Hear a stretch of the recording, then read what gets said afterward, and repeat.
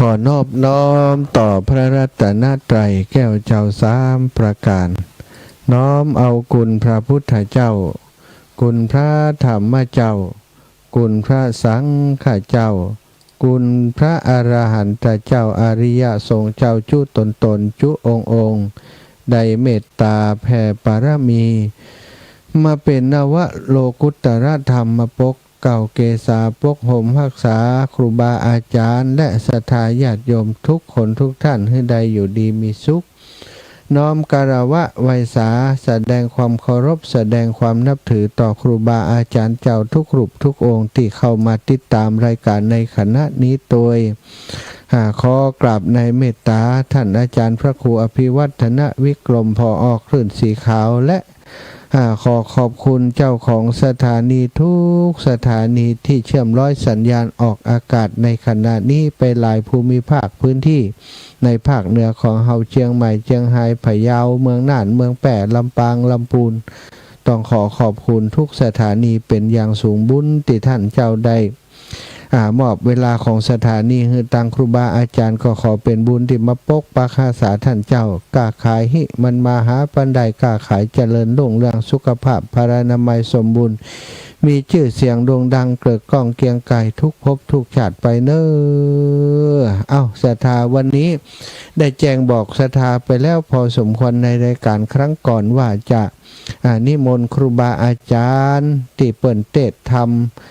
ดีเนาะเทศน์บรรยายก็ได้เทศน์พื้นเมืองก็ได้นะได้มาเข้ารายการตัวในช่วงนี้วันนี้ก็ประสานงานติดต่อครูบาอาจารย์ท่าน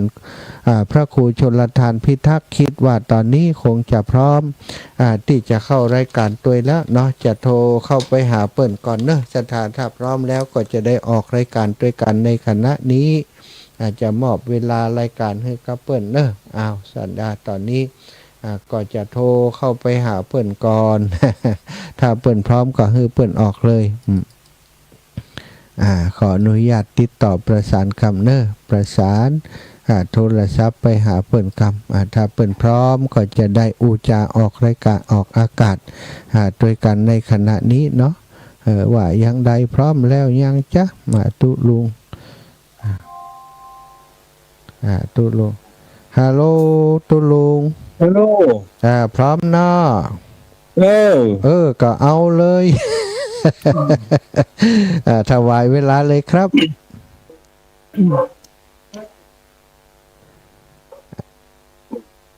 ตั้งใดเลยยังฮัลโหลเลยยังนี่ฮัลโหลแล้วหายไปไหนขอความผาสุกในธรรมจุ่งมีแก่บรรดาพี่น้องศรัทธาตายกตาญิกาทั้งหลายจุผู้นายคนที่รับฟังรายการนี้อยู่ยังบ้านยังจองก็วันนี้เป็นวันอังคารที่2ของเดือนกรกฎาคมอังคารที่1ก็คือวันที่1อังคารที่2ก็วันนี้วันที่8ตั้งผู้อำนวยการสถานีวิทยุคลื่นสีขาวได้ปรับผังรายการแถมใหม่ได้มอบหมายให้ท่านพระมหาสมชาติชาตปัญโยได้ปรับผังรายการในส่วนที่รับผิดชอบ ได้ถวายเวลาให้กับอัตมภาพ1 ชั่วโมงเต็มก็จักได้เอาธรรมเทศนาแบบพื้นเมืองมาเทศนาให้ท่านทั้งหลายเพราะว่ามันเดือนละครั้งตั้งแต่เดือนนี้กรกฎาสิงหากันยาตุลาพฤศจิกาก็คงธันวา4-5 ครั้งด้วยกันก็หลังจากที่ได้รับการติดต่อก็พยายามพอทำที่มันมีบ่เกิน6ผูกเนี่ยมันมีธรรมอย่างพ่องที่เป็นธรรมนิยายข่าวก็ไปปะใส่กำผ้าหมากเต้าก็อาจารย์บุญคิดวัชรศาสตร์ได้ก้อนไก่แล้วก็เขียนเอาไว้เป็นธรรม เนื้อของธรรมก็เป็นทำนองร้อยแก้วเปิ้นเรียบเรียงขึ้นใหม่จากต้นฉบับเดิมก็จะใจเสียงสูงเสียงต่ำบ่เสมอกันดังนั้นก็มันจะเป็นจะได้ในเรื่องของกำพร้าหมากเต้าก็ท่านทั้งหลายลองตั้งอกตั้งใจแล้วสดับพระธรรมเทศนานี้ตามสมควรแก่เวลาสืบไปนะโมตัสสะภะคะวะโตอะระหะโตสัมมาสัมพุทธัสสะนะมามิหังรัตานาตายังอาทะเรนะหังกาลิสามิติอะหังอันว่าคานะมามิก็ขอน้อมไว้รัตตานาตายังพระแก้วเจ้าดวงผาเสดเศษทางอันล้ำเลิศทั้งสามโดยอาการอันกาละว่าคบยำเพราะว่ากัวทะลำเป็นโตดนะมามิผู้คาโสดไว้แล้วยังพระแก้วรัตนาอิธานิในกาละบัดนี้ผู้ขาจักกิจตนายังธรรมเทศนาแห่งพระพุทธเจ้า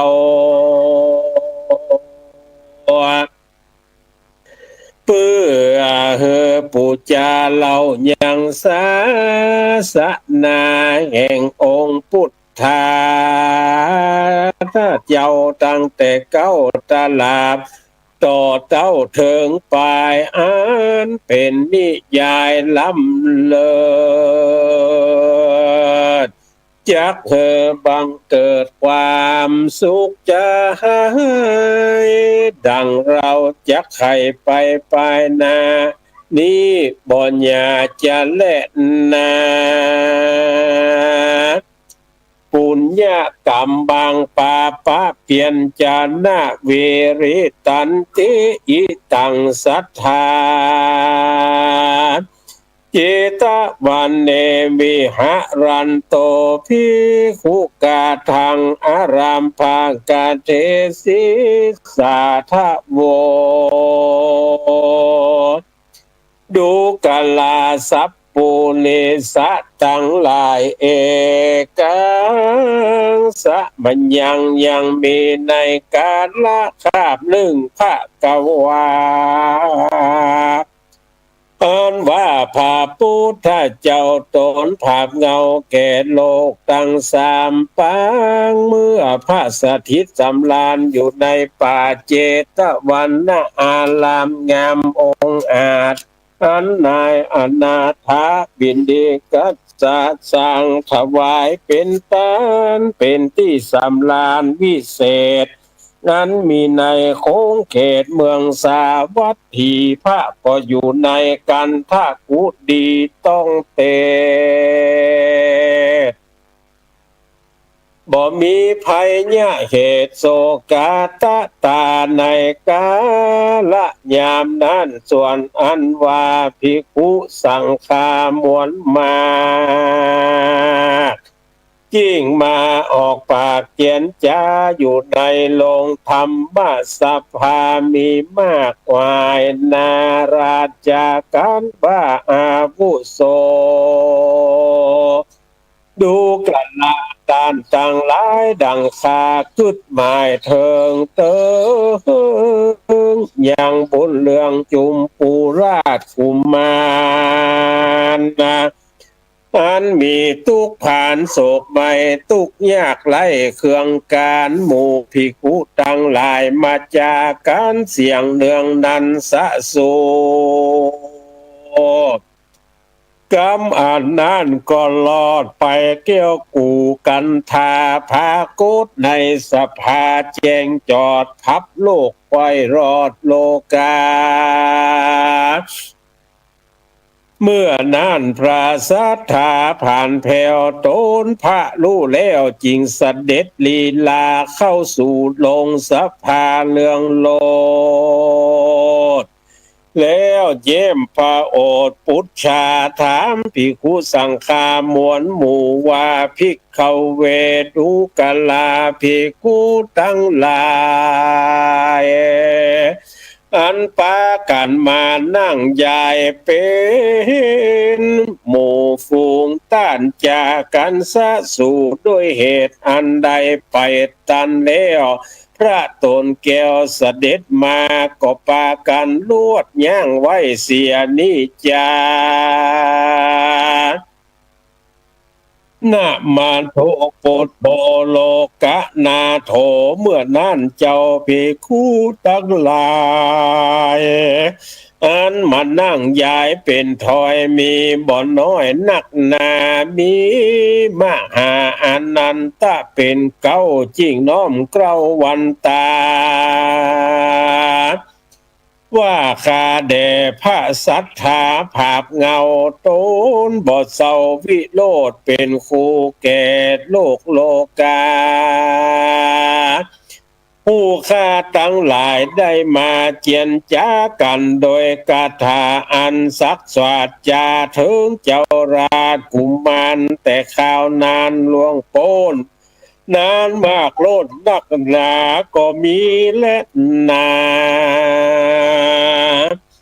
อาทาสัทธาเมื่อนั้นพระพุทธเจ้าจักไขเล่ากรรมจายังอาทิตาล่วงแล้วพระตนแก้วจากจี้เถิงปลายโตนบุญภายยังกำปากเพื่อโอกาสกำจาแก่ภิกขุสังฆาตั้งหลายก็มีแลเมื่อนั้นเจ้าภิกขุตั้งหลายก็จิ้งยอมือพายต้านตอบ10 นิ้วนอบวันตาว่าพันเตภะกวาข้าแด่พระสัทธาโตนผ่านแผ่วโตนเป้แล้วยังหมู่มานนาติตาการจาดเก่าพาโกดแล้วเล่าสันใดก็ยังบ่แจงใสแก่ผู้ขาขอพระนอลาไขสารยังนิทานปางเก่าเฮอแจงเล่าตั้งแต่เก้าลอดถึงปลายเพื่อเฮอคนและเทวดาตั้งหลายได้รู้แจงของเตอว่าอ่านนะอาทะสัทธาอาหะในกาละยามนั้นพระพุทธเจ้าตนศักดิ์สวาดพระก็จิ้งไขโอกาสกำจาพระจิ้งเตสนาไขญาติอันนานคาดนาดข่าวไก่พระจิ้งเตสนาไขธรรมวิเศษโดยบุคคเนตไขสารโดยบุคคทวานนิดเนตปานดังเต็มเจตเจียนหางโคโดนใหญ่ยานผ่านแผ่วก็ถือเอาตาหลับปัดเกี่ยวกันงามแล้วจริงเตสนาพายแผ่แจงแก่เวไนเนี่ยสัตว์ทั้งหลายว่าดังนี้อาติเตกาเลปาลานาสียังพัมมาตโตลาจานามะอาโหสีทิกขเวดูกาลาภิกขุทั้งหลายอันเป็นสายอริยสาวกาฟุ้งไหวนาเตียวยังโลกทรงอาสา อันนานสลัมนานพ้นพร่ำดีหลียังมีเมืองปาลาหน้าสีแคว้นกวางสุดเจนอ่างกุงเปียงมีประมาณเบียงใสโสดกวาง12โยดจะนะโยดเปียงปอตกแต่งหอหลังใหญ่จอฟ้าใสป้านลมดอกดวงโสมเจือจอดตุกเมื่อลอดจิตตาฮักและห่างตาแสงเครือดอกกี้เจืออยู่แฝงติดคำแดงเลิศแล้วงามผ่องแผ้วต้องตาวันปุณอาจจันอวดอ่างเขาแต่งสร้างงามดีใสหิ่งตีก็กายงามทุกฝ่ายยังยายตั้งฟูงกินนาลีไม้แอนฟ้อนฟูงนางนอนแอนกรารูปนางฟ้านกโยงคำดวงดอกปันแก้มกิ่งเต็มตองยิ่งปอตารูปสกุณามีหลายอย่างพอแล้วสว่างใจคองามเปิงปอเขาเต็มทุกแห่งเฟือแฝงผืนเปียงแปงประตูเวียงคนเข้าออกสับสนสอดดูลายบ้านเรือนใหญ่โจทย์ที่มีตุกตี้พื้นเปียงเต็มในเวียงตุกสลอกพับข้างขอกอาณาเป็นที่โคนตั้งหลายมาหุ้มไฟบ่อโศกไม่โศกาเงินคำขากองโกดยุตั้งบริโภคตามใจบ่มีทุกข์ภัยสักเผ่าฝูงหนุ่มเทายิงใจสุขสบายม่วนกองเสียงจ้างร้องเนืองนั้นเสียงมาปังฮีแฮนเสียงโลดแก้วเล่นลาลนเสียงบุคคลตานปากตั้งต้องมาดและขับซอเสียงมีหมอนั้นเนืองเสียงคนเมืองจามีเสียงเป่าปีรำนำหอตั้งเสียงถัดล้อและหอยสังบันโดหลังเล่าล้วนฟังแล้วม่วนเสียงใสเป็นที่ละเมาเอาใจบ่เลี้ยวเสมอดังจันฟ้าแก้วตาบ่ติงสาในเมืองปาลานาสีนี้นายังมีพญาโตนใหญ่ชื่อว่าพมตัดไทยลาจาปกห่มไพรอนาเป็นพระราชาสะเบยเมืองมีเสนาเนื่องแหนแห่หนุ่มเท่าแก่ปานกลางฝูงว่าเต็มหอกวางขึ้นเก้าอยู่เวทเฝ้าจอมเมืองอยู่ใกล้บุญเหลืองดอนเนาเขาฝูงเฝ้าเตรียมตานส่วนองค์จอมธรรมโตนใหญ่อ่านมาโป๊กห่มไพรมนตีพระราศีสะอาดอยู่บนผาศาสตร์หอคามเศรษฐสันตำกังกาขายเกี้ยวจามัดดีมีรัศมีใสจ้อยจื่นยอดทางขึ้นลอยลมดูแล้วแก่นสมงามยิ่งซ้ำแขวนหิ่งเด้ง ซ้ำแขวนหิ่งเด้งจามมีลัดสะมีงามจ้อยจื่นนานยอดทางขึ้นลอยลมดูแล้วแก่นสมงามยิ่งแขวนหิ่งเด้งจามปาดปินตามทรงเสพก็ยังเต้าตนวิเศษลาจาองค์โสภาหนอดเนาเชื่อจาดเผ่าเครือเมืองผิวขาวเรืองบ่เศร้าเตรียมแตกเจ้าหอกคำส่วนฝูงนางงามจันน้อยมีบ่อนน้อยสามปานเขาก็มาแฝงฟันสงเสพนามอาข้าวเลือดลายก็มีแล กาเดโปติสัตโตจุตาภะวังสักเทเตวามนุษย์สาจาวติในกาละยามนั้นเล่าส่วนอันว่าโปติสัตเยาองค์หนอเนาพุทธังกุลต้นมีบุญองค์อาจก็เสด็จกราภาคเมืองบนมาปฏิโซนลุ่มฟ้าในห้องแฟนลาเมืองปาลาอยู่ในกับพาต้องแม่เป็นทุกข์นักแก่ผ่านใจโดยอาสาไหลนิคมปลายนอกอยู่โคนไตขอกเวียงคำนานสันล่ำ10 เดือนบ่มีเกินพร้อมแล้วก็จิ้งเกิดออกจากต้องแม่แก้วมาดาส่วนองค์ปิตาพ่อแห่งเจ้าเปียที่เล่ามาเบียนก็ตายเจียนกราจากดับเมียนจากรากาญามาตายละพุทธาลูกน้อยให้ข้าคอยอยู่ปลายหลังบ่มีสังเป็นที่เปิ้งก็อาสไลซึ่งมารดาตุกกตาหนอเจ้าก็มาขัดดิ่งเล่าในหารัฐไทยเพื่อบอกไผได้รู้ตนเจ้าจิ้งเข้าสู่ภายในลูกผิวใสหน่อยเตา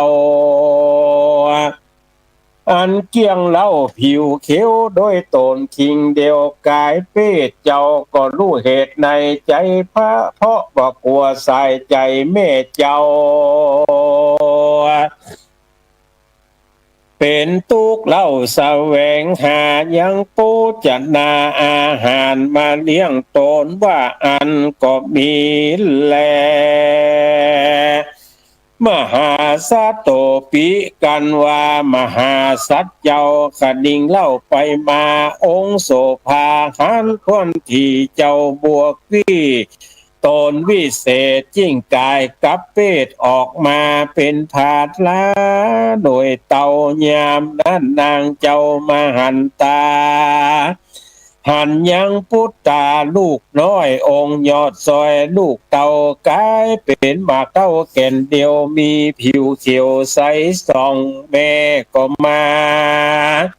กึดเนาะหนองในใจว่าดังกูมาขาดดิ่งในหลายหลากก็บอกหันปากและตาก็บ่หันปาตาตั้งกูบ่หันนากู้จ่ายแปลงบ่รู้เจ้าขาวดำแดงนางก็บ่รู้แจงสังกานางก็ยินมาคักแค้มใจโตนางบ่รู้โหนว่าเป็นสันใดยินสังกาใจบ่แล้วเพราะลูกแก้วแม่มีลูกผิดแผ่บ่เหมือนคนตั้งหลายนั่นแหละนาตนแม่นางก็มาโศกาโศกเศร้ากับโดยลูกเต่าพุทธานางก็มาจ้าอ่อนอ้อยว่าดูลาลูกลักน้อยแม่เฮ้ยบัดนี้บุญเจยแห่งแม่เต้ามีแต่ไข้หัวบ่หันตัวแห่งเจ้ากูแม่บ่จ้างมาหุ่มห่อเอาเจ้าหนอโดยพาออมและหัวใบแม่บ่จ้างละลูกสายใจไว้ปางเป่าแม่กินเขาบ่จ้างแบ่งปันนายและนาตะตาดูกะลาสีโสภาลูกแม่เจ้าได้แผ่เกิดมาสันนี้แม่บ่รู้ที่แจงใจแม่บ่จ้างสีใครอาบน้ำแม่ซ้ำบ่จ้างลูกเต่าบ่จ้างเอาเข้ารับนอนแม่บ่จ้างกอดลมเล้าแม่บ่จ้างจูบลูกเต่าสันใดเหตุใจใจน้อยหนอมาตั้งก่ออยู่ในผาดลา ได้ยินเสียงจ่าจ้าเจียวแม่เล็งดูแล้วหลายคราก็เหมือนจักหันปุตตากูแม่แยงพอแต่ก็บ่หันแม่ก็มายินอัศจรรย์มีมากหรือว่าเป็นวิบากปังลางได้เวียนมาปังแสงสางลูกกำพร้าบุตตาแม่ยินเผิดหนาตายตาแก่คนโลกาโลกลาหรือว่าลูกกำพร้าแม่มีบุญจักเป็นกุลเมื่อนาอันแหลนาแล้วนางหนอจันมาตาก็อุ้มเอาลูกลาแต่งเตาสู่ห้องเล่าที่นอนนางจากำบอนจะเจียวอุ้มลูกแก้วไว้กับอกเอาผ้ามาปกห่อไว้แล้วกอดลูกไทยเจยโจมนางให้ผ่าลมกับลูกแข่งนางก็มีในกาละวันนั้นบ่ญาจะเล่นนาตาโตปัฏฐานยะแลกแต่นั้นไปปลายนาส่วนเจ้ากำพระกุมารเจ้าก็มีใจบ้านตอบถอยกับนางนาดน้อยแม่ของโตนว่าตาตะข้าแต่แม่เป็นเจ้าขออย่าโศกเศร้าเครื่องกากับโดยบุตรตาลูกน้อยแม่อย่าต่ำก้อยมองใจอย่าแปลงน้ำตาไหลอาบนาเพราะตัวแห่งข้าเองเดียวอันเกิดมาเป็นแต่งเขียวลูกแม่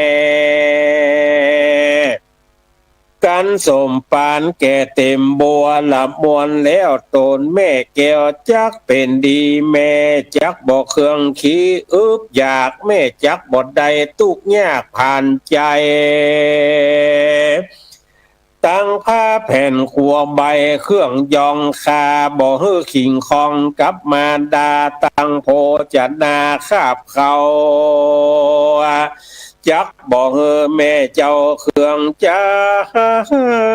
เกิดมาเป็นชายน้อยนอเต็มบัดตกถอยต่อเสียสูนปางไปลุนปุ้นก่อนและแม่เหยกันหนอบุญเจยน้อยเจ้าได้แซงเล่าไข่จ๋ากับตนมารดาแม่แล้วพระตนแก้วก็จิ้งเจียนจาว่าข้าบ่มีหูและตาบ่มีกาแย่มือและปากขอแม่อย่ากึดยากขี่สั่งตามดังวิบากปลายหลังแห่งข้า บ่อล่างโตกถอยจ้าเมินนานวิบากผ่านปางก่อนมันบ่หอนตกแก่ภัยสัตว์ตั้งหลายในโลกลาก็เต้าวอนว่ามีทุกข์และสุขหากไปตามตัวบ่ปรากลางชาติก็ได้เป็นดีล้างชาติก็ได้ตกขี่ต่ำไตล้างจาดก็ได้ไปไม่ในอบายล้างจาดก็ตายเพื่อต้านข้าล้างจาดก็ได้ด่าบุตรีลูกเมียหนีเจียนจากปัดภาคตัวเก่าเองตายล้างจาดพ่อแม่ตายละแต่เมื่อยามน้อยล้างจาดก็ปอรู้ที่ถ้อยกำคนปอแม่ต้นตายเจียนจากละลูกน้อยพรากเนานาน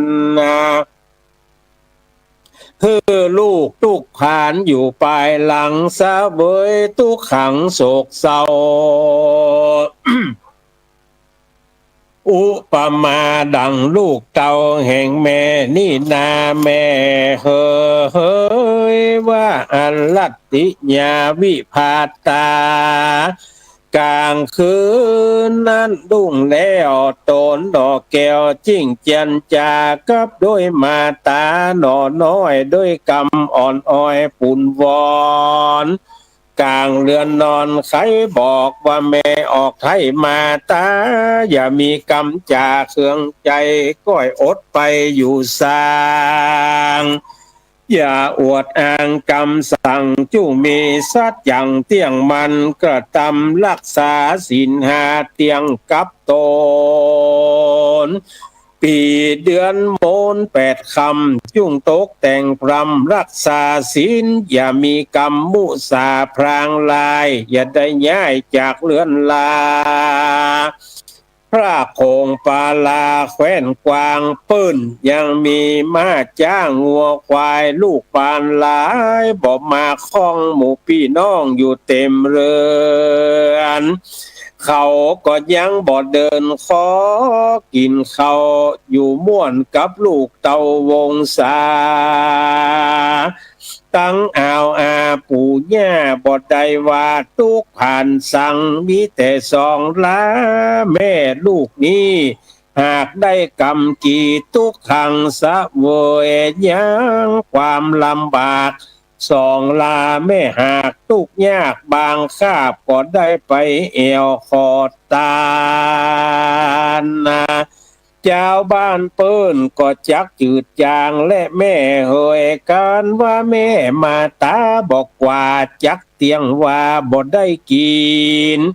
พอแม่จุ้งจำศีลจุค่ำเจ้าดังคาลูกเต่าบอกปันก็เตียงจักหันไปเมื่อนาคนลุ่มฟ้าจักอวดอ้างยอบุญแห่งจอมคุณลูกแม่นี่แหละนาตะตาในการละยามนั้นส่วนว่ามหาสัตว์เจ้าบุญมีก็นอนในลอยถีกลางคืนเจ้าบุญยืนก็มาขนิ่งควายยังหะระไทยตัวเก่าว่ากูเกิดมาเราเป็นคนก็มาทุกโยนผ่านจะให้อยู่กับสายใจแม่เจ้าตนแม่ก็แก่เท่าแก่เหลือการป้อยมายินผ่านโดยแม่บัดนี้ตัวกูก็แก่แล้วดีลีอายุ16 ปีเต็มมากวนกูลาไปแอวสะแวงหายังเข้าของมาไว้ทาคือแม่มาดาแห่งกูเปิงมีว่าอันก็มีวันนั้นจะแลดนาเอกะทิว่าสั่งยังมีในวันหนึ่งยังมีปอกกาสะเปาตั้งหลายมีประมาณว่าได้500 คนเขาก็มาเส่งสากันว่าจักไปก้าขายว่าอันก็มีแลเมื่อนั้นเจ้ากุมารหมากเต่าโตนเจ้าได้ยินประวัติข่าวสารอันหมู่ปอกามาจากกันสันนั้นยามนั้นพระมหาสัตว์เจ้าจิ้งจากกับหนอดเนามาตาว่าตาตะคาแด่แม่เป็นเจ้าคาลูกเต้าขอลาไปเพื่อขอลาไปก้าขายจิ้มเปื้อนตังหลายขอตนแม่พายวางปล่อยกาลูกน้อยแม่ไปเตอะแม่เฮยว่าอ่านเมื่อนั้นนางผู้แม่ก็มาห้ามลูกแก่นไทยด้วยความมาลัยบ่แล้วกลัวลูกแก้วไปตกโจ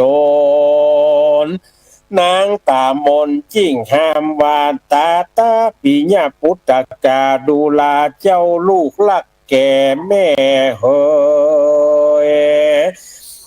บ่อนล่างว่าจักมาอูแม่บ่ปล่อยพุทธาแม่ไปใดเพราะเจ้าแก่นไทยเกิดมาก็มีอาตาบ่เหมือนตานเจ้าอย่าอวดอ้างจักไป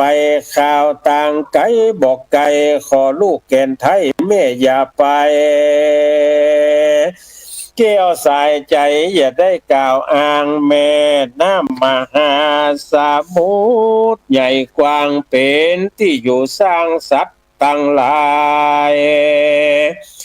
หมู่ป่าย้ายก็มีมากเต่าน้ำหากมีลายเงือกงาลายตัวใหญ่จักจาเข้ใหญ่กินคน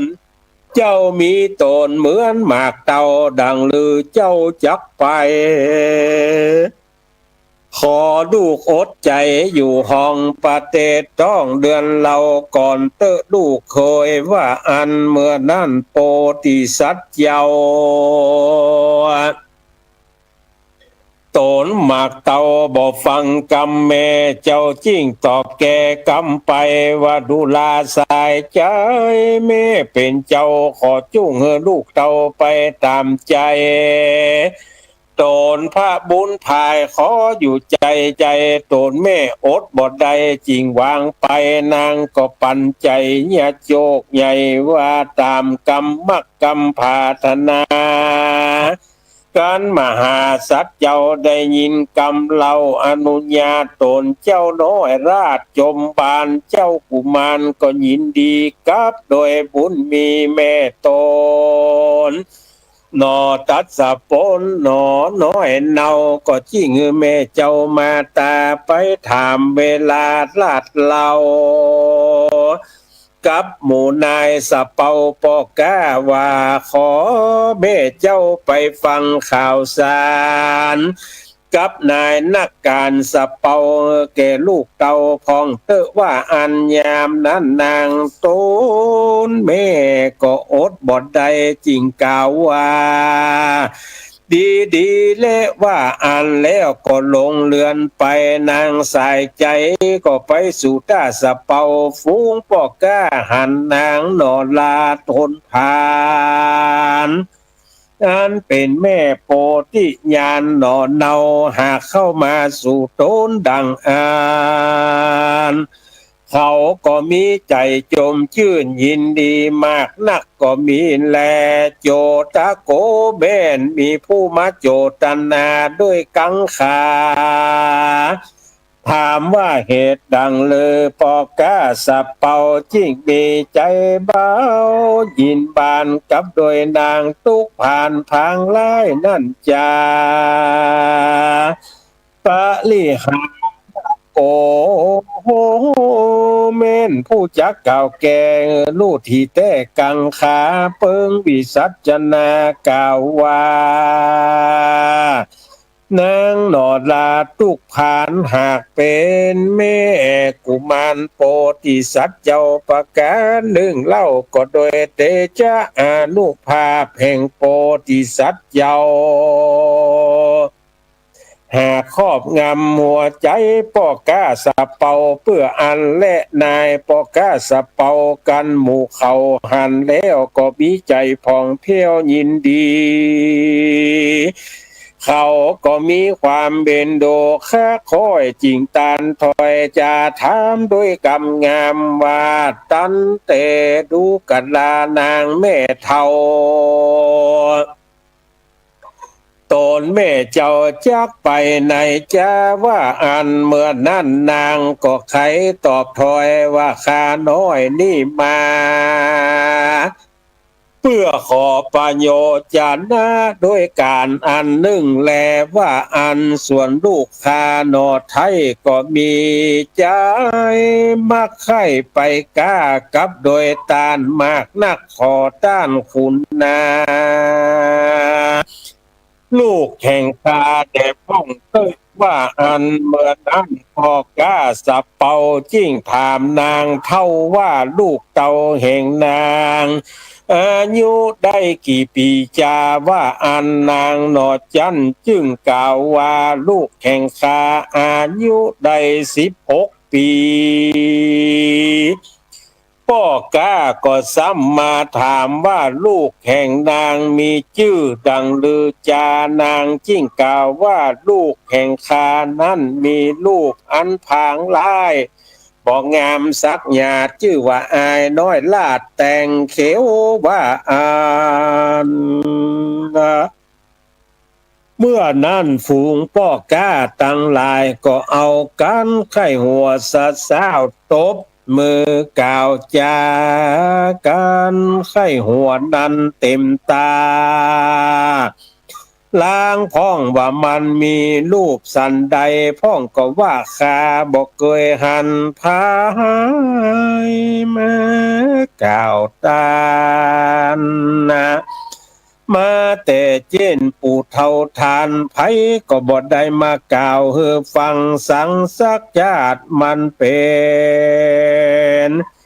อุบาทสันใดจาเมื่อนั้นนางตุกกตะผู้เฒ่าก็จิ้งวอนขอเล่าใจว่าขอต้านอย่าได้กล่าวห้าม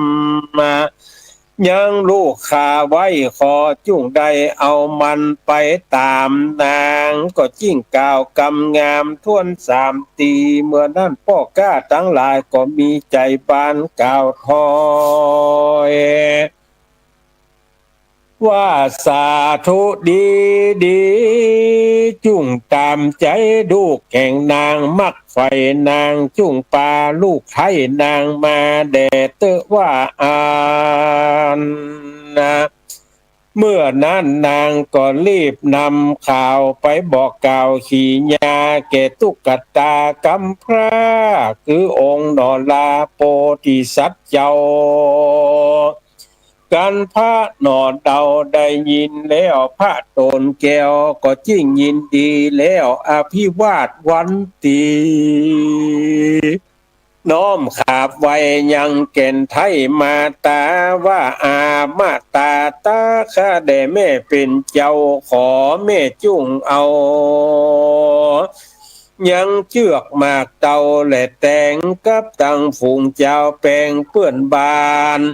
นาฮือแก่ขาพ่องเตอะแม่เฮยว่าอันเมื่อนั่นนางผู้เป็นแม่ก็รีบเสาะนาแวไปมายังพิจยาเชื่อหมักเตาหมักแต่งกันนางจอมแปลงได้แล้วนางเกี้ยวก็มากล่าวกับลูกเตาแห่งนางว่าเจ้าอย่าละเลือนลา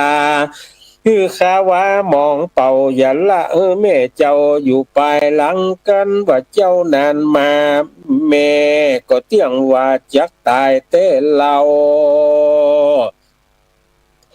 การแม่บอกหันนาเจ้าก็จักทุกเล่าบอกเป็นอันอยู่อันกินแม่จักเป็นบ้าเป็นวินเปื่อเจ้าเพราะรักลูกเต่าแม่ใจเดียวขอจุ่งเหลวคืนมาเนอแม่เนอว่าอันกันนางสั่งแล้วนางหนอเกียวก็มาแต่งดาอุ้มเอาพุทธากำพร้าลงเรือกว่าไปลอดที่แดนขอบตาสะเปาแล้วก็ยกยอลูกเต่าแต่งเขียวลูกใจเดียวแก่ปอก้าสะเปานางก็จากำเนาทวนทีว่าขอพี่นายร้อยอย่าละลูกน้อยใจเดียวโตนชื่อว่าแต่งเขียวอันจักเตียวไปสู่เมือเป็นคู่นายร้อย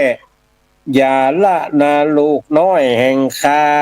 ได้ตกต่ำจ้าเทิงพานกันนางถวายสารสั่งแล้วนางแก้วก็กลับคืนมาสู่เกหาเดือนแห่งโต้นดังเก่าก็มีวันนั้นแลสัตตเนติวเศษในวันลุนลุงเจ้าทวนจิตวันเข้ามาถึงเจ้าจอมเลิงปอก้าเขาก็วายนาจักไปสู่กลางใสมาลอดลึกบดปอดใส่งามหมู่ดาวล้ามตัวฟ้าเขาก็ออกมายายยังเสียงน้ำดังถีบตองดังตาตุ่มต้องเล่าล้วนถีบลมถีบเขายังยานฟุ้งสะสานยันยาบหมู่เขาก็ล่องไปตามแม่สาบกงกาก็มีวันนั้นบนยาจะเล่นนาตะโตปัฏฐายะแลกแต่นั้นไปปลายนาส่วนอันว่าปอก้าสะเปาต่างหลายเขาก็เอากันไปจะใจ นับว่าได้7 วันจริงกาพันไปหลอดเข้าไปจูจุจอดยังเกาะหลวงมีน้ำปั่นปวงปั่นเก่ายามนั้นโปติสัตว์เจ้าก็เล็งไปยินเปิงใจบ่น้อยพระยอดจอยจิ้งขาดดิ่งหาว่าแม่กงกาคุณใหญ่เป็นที่ใฝ่ใจกูเจ้าเล็งดูยินถูกว่าควรดีปลูกหมักเตาและหมากแตงไผ่บ่ร่างสะแหวงมาหลอดเกาะตีนี่นาเรียบหลอดตุกไปเจ้าก็จิ้งกดมาข้าคอยองค์พระยอดจอยจิ้งแจนเจียนจ้าว่าดูลาเจ้าตั้งหลายเฮ้ยมวลมาข้าขอภาคด้านตั้งหลายเพื่อลงไปอยู่ยังที่นี้ขอต้านทั้งหลายจุงจี้โป่งวางอยู่ท่ามกลางก็ใหญ่ตามมักไปแห่งคาฝูงต้านจักกว่าต่างใดก็จุงไปตามใจต้านแด่เตอว่าอ่านเมื่อนั้นพ่อกาสะเปาทั้งหลายจิ้งกล่าวว่าดูลาเจ้ากำผ้าหมากเต้ากุมารในเมื่อดูคาจักมาในวันนั้นแม่แห่งเจ้าก็เอาเจ้ามาฝากตูคาว่าขอเจ้านายห้อยจะได้ละปล่อยลูกนางเสียคือเป็นภัยยะแก่เจ้าแม่เจ้าก็มาสั่งเล่าลายประกาศเหตุนั้นตู่บ่เฮอเจ้ากุมารอยู่ใด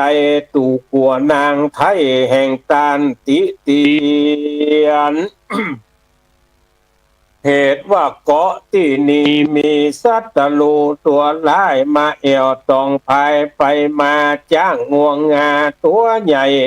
เตียวเรียบไต่ริมวังบ่อันเสือมีผีป่าจักเคล่าไปมาปูงไผยาไต่เต่าจักมากาบเจ้าไปกินหมดเสียงกินสีกลางดงลีและดอนทรายยิวว่าบ่ได้กินไปแต่บ่ได้คืนไปตั้งนาแม่กำผ้าแห่งเจ้าก็จักเรียกร้องเล่าเลลนเต้าแต่2 คนแม่ลูกการถอยถูกจากันบ่หันเจ้าแต่เล่าก็จักโศกเศร้าขาดจีวางถ้าห้ามแล้วบ่ฟังก็ตามใจแห่งเจ้าเตอะว่าอันตะตาในกาลยามนั้นเจ้ากุมารหมากเต่าก็จิ้งกล่าวกำไปว่าขอเจ้าทั้งหลายอย่าได้เคืองใจต่างคาบ่ลางว่ามีภัยความสังตามแต่บุญปลายหลังแห่งคามันบ่ลางว่าจักตายที่หย่อมยาดอนสายขอเจ้าตั้งหลายจุ่งนำเมาตัวข้าลงวางที่ตั้มกลางหาดกว้างข้าจักอยู่สร้างตามใจบ่มีไปไหนแต่แน่ในกาลยามนั้นพ่อกาทั้งหลายก็บ่จ้างว่าสันใดเหตุว่าห้ามเจ้าแล้วก็บ่ฟังเขาก็จิ้งพร้อมใจกันอุ้มเอายังเจ้าบุญเหล่าหมากเตาลงสู่ตาดอนทรายแล้วก็ปากันย่ายหนีไปเสียกว่าล่องไปตามต้าแม่กงกาหนีละเจ้ากำผ้าหมากเตาเพื่ออยู่ที่เก่าดอนทรายก็มีวันนั้นบ่อยาจะเล่นนาปะธรรมานิธิตาขีญาอันกล่าวแก้ไขยังทำข่าวเรื่องกำผ้าหมากเตานับเป็นผูกเก้าก็บังกรมสมเลศเสด็จท่านพี่น้องศรัทธาทั้งหลายก็ได้ยินยังพระธรรมเทศนาเรื่องกำผ้าหมากเต้าอันเป็นผูกเก้า เทศนาจบลงไปเราจะมาต่อกันในผูกข้น2วันอังคารที่2ของเดือนสิงหาคมก็คือวันที่12สิงหาคมยังแถม1เดือนที่จะได้มาปะมาพบกันเทศธรรมผูกข้น2คือท่านทั้งหลายได้ยินได้ฟังก็ขอแจ้งข่าวสารงานบุญคือเฮาท่านทั้งหลายได้รับทราบว่าในวันฮือเนี่ยวันที่10วันพระฤหัสบดีที่10เป็นวันสำคัญต่างพระพุทธศาสนาเป็นวันอาสาฬหบูชาเป็นวันที่พระพุทธเจ้าได้เทศนาธรรมกันแรกอันชื่อว่าธรรมจักรกับปวัตตนสูตรคือแก่ภิกขุทั้งหลายได้ยินได้ฟังแล้วก็ในวันศุกร์ที่11หรือ11กรกฎาคมก็จะเป็นวันเข้าพรรษาเป็นวันเข้าพรรษาคณะสงฆ์อำเภอเวียงปะเป้าจังหวัดเชียงรายก็จัดมีประเพณีส่งน้ำพระเจ้าสี่สองเมืองในวันเข้าพรรษาตามที่หลวงปู่พระสุนทรปริยัติวิกรมหรือหลวงปู่พระมหาทรัพย์นรินทโธอดีตเจ้าคณะอำเภอเวียงปะเป้าอดีตเจ้าวาดวัดปะงิ้วอำเภอเวียงปะเป้าได้ประพฤติปฏิบัติกันมาโดยตลอดชื่อว่าพระเจ้าสี่สองเมืองพระเจ้าสี่สองเมืองนี้ท่านหลวงพ่อพระครูวัดแสนฝางหลวงปู่ถนอมทิตายุโกตุเจ้าหลวงวัดแสนฝางอำเภอเมืองจังหวัดเชียงใหม่ซึ่งเดิมท่านเป็นคนเชียงรายอำเภอตังปรึกจังเจียงขงเจียงของหมดได้เป็นสหายธรรมของหลวงปู่พระสุนทรปริยัติวิกรมได้อู้จากันว่าตังเจียงใหม่ตังเจียงไฮ้แปลงศาลาตังเจียงใหม่แปลงพระเจ้าหลวงปู่เจ้าคุณพระเทพวิสุทธิคุณสมัยดำรงตำแหน่งเป็นพระครูมงคลศรีละวงศ์สมัยดำรงตำแหน่งเป็นเจ้าคณะอำเภอดอยสะเก็ดก็ได้อู้ได้จากันหลวงปู่เจ้าคุณพระเทพวิสุทธิคุณก็ไปอู้ไปจากับหลวงปู่ถนอมวัดแสนฝางว่าใครได้พระเจ้าสักองค์หลวงปู่ก็บอกมีเปลอะติดปั้นเอาไว้นี่ฝีมือของปอน้อยของบ้านเมกะสลีงกตำบลตลาดใหญ่อำเภอดอยสะเก็ดเปิ้นปั้นไว้นี่จะเอาไปไว้เมื่อใดก็ศาลาแล้วก็มาบอกอย่าเอาไปไว้เถอะจนลุมาถึงปี1ในพุทธศักราช2522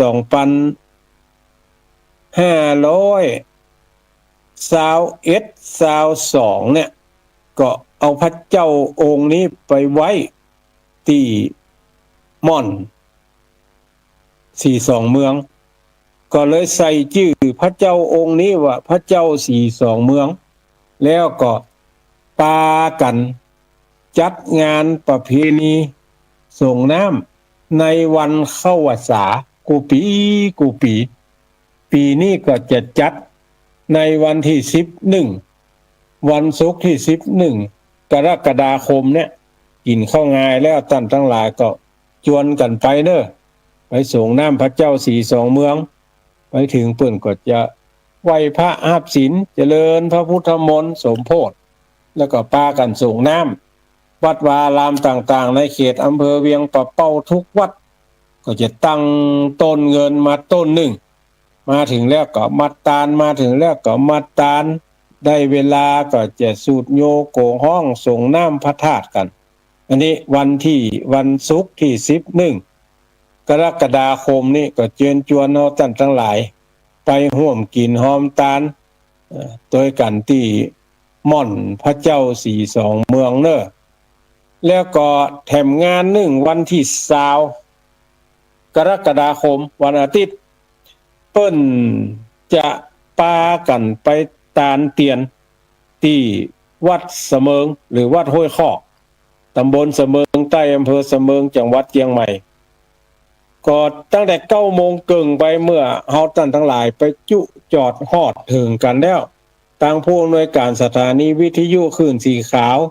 ท่านอาจารย์พระครูอภิวัฒนาวิกรมรองเจ้าคณะอำเภอดอยหลอดเป็นประธานวิทยุคลื่นสีขาวเป็นผู้อำนวยการก็จะได้กล่าววัตถุประสงค์ของการจัดงานว่าเป็นจะได้ถึงเอามาตาลติดเสมิงเพราะเหตุใดและอู้จ่าแล้วก็จะให้ประธานในพิธีจุดเทียนธูปบูชาพระแก้วเจ้าทั้ง3ประการหลังจากนั้นก็จะจุดเทียนนวมหามงคล9 เล่มเจิญหมู่ที่ไปด้วยกันเนี่ยจุดเกณฑ์ขันขอศีลต่อประธานสงฆ์กล่าวกรรมบูชาดอกไม้ไหว้พระสมาทานเบญจศีลแล้วก็จะเปิดโกยถวายพระพรร่วมกันห้องเพลงสรรเสริญพระบารมีแล้วก็จะจุดเทียนบาตรน้ำมนต์พระสงฆ์ทั้งปวงก็จะพร้อมใจกันสูตรธรรมจักรกับปวัตตนสูตรและถวายปอนพระ11 โมงจะถวายพระทหารเพลแด่พระสงฆ์สามเณรที่มาร่วมงานศรัทธาสาธุชนเอาท่านทั้งหลายก็เตห่อเข้าคือห่อเข้าไผ่ห่อเข้ามันไปไผ่มีเจตนาจะเป็นเจ้าภาพพระทหารเพลแปลงข้าวหม้อแกงหม้อไปตัวแหมเปิดจะถวายพระทหารเพลโดยตรงอันนี้ก็บักคัดเพราะวัดเสมิงเนี่ยวัดของท่านอาจารย์เสาคำเนี่ยเพิ่นเป็นสำนักเฮียนเลี้ยงพระเนนตึงมดกันเป็น4-50 ตนก็เขาจะถวายเพลกำเดียวแล้วศรัทธาก็เตห่อเข้ากินข้าวกินน้ำกันแล้วบ่พระเจ้าพระสงฆ์ที่อาราธนามา9 ลูกนี้ก็จะมาถึงที่วัดเสมิงมาถึงวัดเสมิงแล้วบ่ก็ขึ้นสู่อาสนะปิตามคณายกก็จะกล่าวกรรมสู่มาควตานโอกาสเว้นตานอันที่ได้หล่อเตียนก็ดีได้ละหิติเตียนก็ดีเตียนเล่มนั่นเล่มนี้บ่ดีบ่งามก็สู่มากาละวะกันส่วนเตียนเนี่ยท่านอาจารย์พระครูสังวรศรีลาภิรัตน์ทุกเจ้าหลวงวัดทรายมูลสันปะตองเนี่ยจะเป็นผู้รับผิดชอบเอาไปรอแล้วก็จะเอาไปรอวาระแรกรอที่วัดแม่ห้องไคในวันที่21ที่ผ่านมานั่นเขาท่านทั้งหลายได้มาจัดพิธีรอที่นี่ทีนี้เอาไปแกะแล้วบางเล่มก็งามบางเล่มก็บ่งามหลวงพ่อพระครูสังวรศรีลาภิรัตน์เลยตัดสินใจให้ใหม่โบะ โบะถึงโมดนั่นแล้วเอาไปต้มขี้ผึ้งแต่ใหม่แล้วรอให้แต่ใหม่จะห่อให้ดีให้งามแล้วก็จะยกไปตาล9 วัดในวันเนี้ยไปถึงแล้วก็กล่าวกรรมอย่างเสร็จสัตว์เรียบร้อยแล้วก็จะยกประเคนแล้วก็เชิญผู้มีเกียรติที่เป็นเจ้าภาพปัจจัยไตรยวัตถุทาน1จะเอาตาลเข้าวัดแถม1จะตาลส่วนตัวทุกเจ้าที่มาโปรดเมตตาในวันนั้น2อันตาลเข้าวัดก็จะระบุเขียนเข้าวัดอันตาลส่วนตัวก็จะระบุว่าถวายส่วนตัวเมื่อตาลแล้วละประธานสงฆ์อันมีหลวงพ่อเจ้าคณะอำเภอหลวงพ่อครูสุวัฒน์วรธรรมทุกเจ้าหลวงวัดงามแมงเจ้าคณะอำเภอเสมิงก็จะกล่าวสัมโมทนียกถาและนำพระเจ้าประสงค์ทั้งปวงอนุโมทนาแล้วปากันหยาดน้ำแผ่เมตตากำนั้นไผจะไปเอี่ยวไหนก็ได้เพราะที่เอี่ยวในอำเภอเสมิงนั้นมีเปิดเลอะเอาท่านทั้งหลายปึงใจตะใดก็จะไปเอี่ยวกันที่หั่นแล้วปีนี้เป็นปีที่18ศรัทธาท่านทั้งหลายที่เป็นปีรอเตียนแล้วก็ตานเตียนปีแรกเมื่อ2551เฮ เอาหล่อกันที่วัดปากตางเจริญเอาไปตานที่วัดจันทร์อำเภอกัลยาณิวัฒนาและปี2552รอที่ปากตางเจริญเอาไปตานแม่สวยจังหวัดเชียงรายปีท่วน3รอที่เก่าอยู่วัดปากตางเจริญเอาไปตานพะเยาแป้น่านปีท่วน2554เอาไปรอกันที่วัดดงหลวงจังหวัดลำพูนแล้วเอาไปตานที่อำเภอดอยหล่ออำเภอจอมทองปีท่วนรอกันที่วัดห้วยน้ำดันอำเภอลีจังหวัดลำพูนแล้วก็ปีนั้นเอาไปตานที่อำเภอแม่แจ่มต่อมาปีท่วน2556รอกันที่วัดใหม่พัฒนาอำเภอดอยหล่อเอาไปตานที่อำเภออมก๋อยแล้วก็ตำบลเม็ดตื่นตำบลเม็ดตื่นอำเภอลีตำบลเม็ดตื่นอำเภออมก๋อยหลายที่หลายทางปี2557รอที่วัดปากตางเจริญเอาไปตานที่อำเภอป้าวอำเภอเจียงดาวปี558ก็รอที่วัดปากตางเจริญเอาไปตานอำเภอดอยเต่าอำเภอลีละ559รอที่วัดสายมูลสันปะตองเอาไปตานที่เวียงปะเป้าอำเภอเวียงปะเป้าจังหวัดเชียงรายอำเภอวังเหนือจังหวัดลำปางแล้วปีที่60ปีที่10รอที่วัดสันเมืองละปูนเอาไปตานตำบลปะเมียงอำเภอดอยสะเก็ดปี61รอที่วัดจ้างกำจังหวัดละปูนเอาไปตานอำเภอใจประการอำเภอฝางอำเภอแม่อายปี62รอปากตางเจริญเอาไปตานห้างชัดอำเภอเถิน63รอวัดม่อนห้วยแก้วและเอาไปตานเวียงแหง64รอที่วัดห้างต่ำจังหวัดเชียงรายเอาไปตานสระบุรีปี65โควิดนะงดรอเอาไปตานซื้อเตียนไปตานที่แม่สายเชียงรายปี66รอที่โรงเรียนวัดตุ่งโป่งอำเภอเมืองปานจังหวัดลำปางเอาไปตานอำเภอชัยประการอำเภอฝางอำเภอแม่อายปี67ปีแล้วเนี่ยรอที่วัดอรัญญวิเวกคีรีม่อนจอมพ่อเอาไปตานในภาคอีสานและปีนี้รอที่วัดแม่ห้องไข่จะเอาไปตานอำเภอสำเมิงวันที่20แล้วก็วันที่13 14 15พุ่นเดือนหน้าพุ่นจะเอาไปตานที่จังหวัดกาญจนบุรีดังนั้นวันที่20นี่เชิญชวนเราท่านทั้งหลายเด้อไปที่ไปไก่บ่ได้เจ็บหัวเมาหัวบ่มีใครไปส่งก็ดีเวลานั้นนี่มีกังงานบ่ได้ไปเพราะว่าเพิ่นกำหนดกันไว้ก่อนละนะเขาจะกินก่อนตานก่อนก็ได้วันที่20นี่ไปด้วยกันเด้อเชิญชวนเราท่านทั้งหลายไปวันนี้ใช้เวลาของทางสถานีที่เพิ่นมอบหมายมาคือ1ชั่วโมงเต็มก็จะได้นำรายการนี้จากท่านทั้งหลายไปก่อนขอทุกท่านอยู่ดีมีสุขมีอายุมั่นขวัญยืนอยู่ก้ำจูดูยังวรพุทธศาสนาเสี่ยงชื่อละการยิ่งยืนนานนั่นจุงจักมีเตียงแต่ดีหลีสุขีตีคายุโกอายุวันโนสุขังปะลางมวยไฟเตอร์เนาะตีอย่างเดียวนะ ตีอย่างเดียวขึ้นเวทีแล้วตีลุบๆถ้าเป็นกูต่อสู้นี่บัดตันเนาะสถานเนาะ ลบมัดบัดตัน ก็กราบในเมตตาครูบาอาจารย์ท่านพระครูชลทานพิทักษ์ได้เมตตาได้มาร่วมในการจัดในการวันนี้เนาะก็ต้องขอบคุณเป็นอย่างสูงได้ฟังธรรมเนาะสถานได้ฟังธรรมพื้นเมืองซึ่งครูบาอาจารย์นำมาแสดงนำมาเทศให้ฟังเราก็จะเป็นธรรมเรื่องหกผูกด้วยกันว่าก็จะคงจะได้ฟังยาวไปถึงจากนี้ไปก็ถึงเดือนอย่างนี้สถาเดือนกรกฎาสิงหากันยาตุลาพฤศจิกาถึงเดือนพฤศจิกาเนาะก็ได้วันอังคารได้วันอังคารนี้เนาะอังคารที่2ของเดือนสถายปอยแม่ก็จะได้มาพบปะครูบาอาจารย์ท่านพระครูชลทานพิทักษ์ ตอนดึกๆอย่างอีเสียงดีกว่าตอนเจ้าน้อย ตอนเจ้าเปิ่นเป็นภูมิแพ้เนาะตอนเจ้าอากาศเย็นท่านอาจารย์จะเป็นภูมิแพ้เตดไปไอไปเตดไปไอไปว่าแต่ตอนกลางคืนเนี่ยโอ้สบายดีเสียงฟังตะกี้เนี่ยเสียงว้อนเนาะเสียงม่วนเสียงฟังแล้วทำพื้นเมืองนี่สะถ้าครูบาอาจารย์ตนที่เปิ่นเตดม่วนนี่มันฟังม่วนมันน่าติดตามนะมันน่าติดตามบ่อยากหยุดเหมือนกับฟังเพลงที่มันไพเราะเพราะพริ้งได้ฟังน้ำเนียงเสียงธรรมจากครูบาอาจารย์ก็โอ้เป็นตาไข่ฟังหลายๆพูกนะถ้าสัก2 ชั่วโมงนี่เตดไปสบายมากเท่าตุลุงก็ได้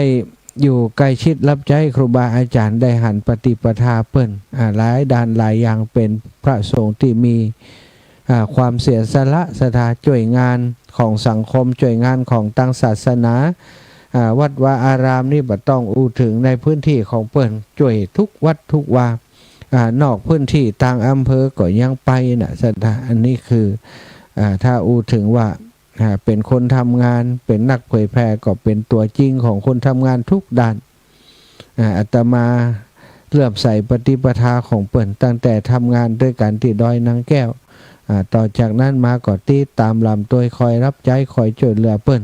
แต่ส่วนใหญ่เปิ้นจะช่วยเหลืออาตมามากกว่าเนาะมีงานมีอะไรอย่างที่อาตมาจัดที่ลำปางครูบาอาจารย์งดงานอื่นไว้มาช่วยมีมาเป็นกำลังใจโต๊ะหลังคาพ่อจะดีตายนะท่านอาจารย์พ่อจะมากันถึงคืนนะก็อู้กันท่านพระครูชนว่าก็บอกคือครูบาอาจารย์รูปอื่นว่าเฮาไปบ่คืนนี้ก็บ่หันนะบ่ได้ช่วยอย่างแรกไปก็ไปนอนบ่ได้อากาศเนาะเพราะเปิ้นหมออยู่ในความดูแลของหมอเฮาเข้าไปกันบ่ได้ไปตอนเจ้าเตอแจ้งบ่เจ้าก็ตื่นมาก็ปากันมาหาอาตมาภาพน้ำใจครูบาอาจารย์นี่ยิ่งใหญ่ศรัทธาได้ฟังธรรมที่เปิ่นเทศน์ตะกี้นี่ก็ติดตามกันเนอะศรัทธาอังคารหน้าจะเป็นหลวงพ่อพระครูสังวรศิลาภิลักษ์เนอะหลวงพ่อใหญ่ที่ท่านพระครูชลทานได้กล่าวถึงเมื่อสักครู่ได้เป็นภาระธุระดูแลเรื่องเตียนนะที่จะเอาไปหล่อเอาไปถวายที่เสมิงเนาะก็เรื่องเสมิงก็ครูบาอาจารย์อู้ละเอียดแล้วตอนนี้ศรัทธาอีพ่ออีแม่ตั้งเมืองฝางตั้งเชียงรายตั้งลำปางเนาะตั้งลำพูนเชียงใหม่เตรียมตัวกันเตรียมรถเตรียมราที่จะไป ทำบุญที่เสมิงด้วยกันบางพ่องก็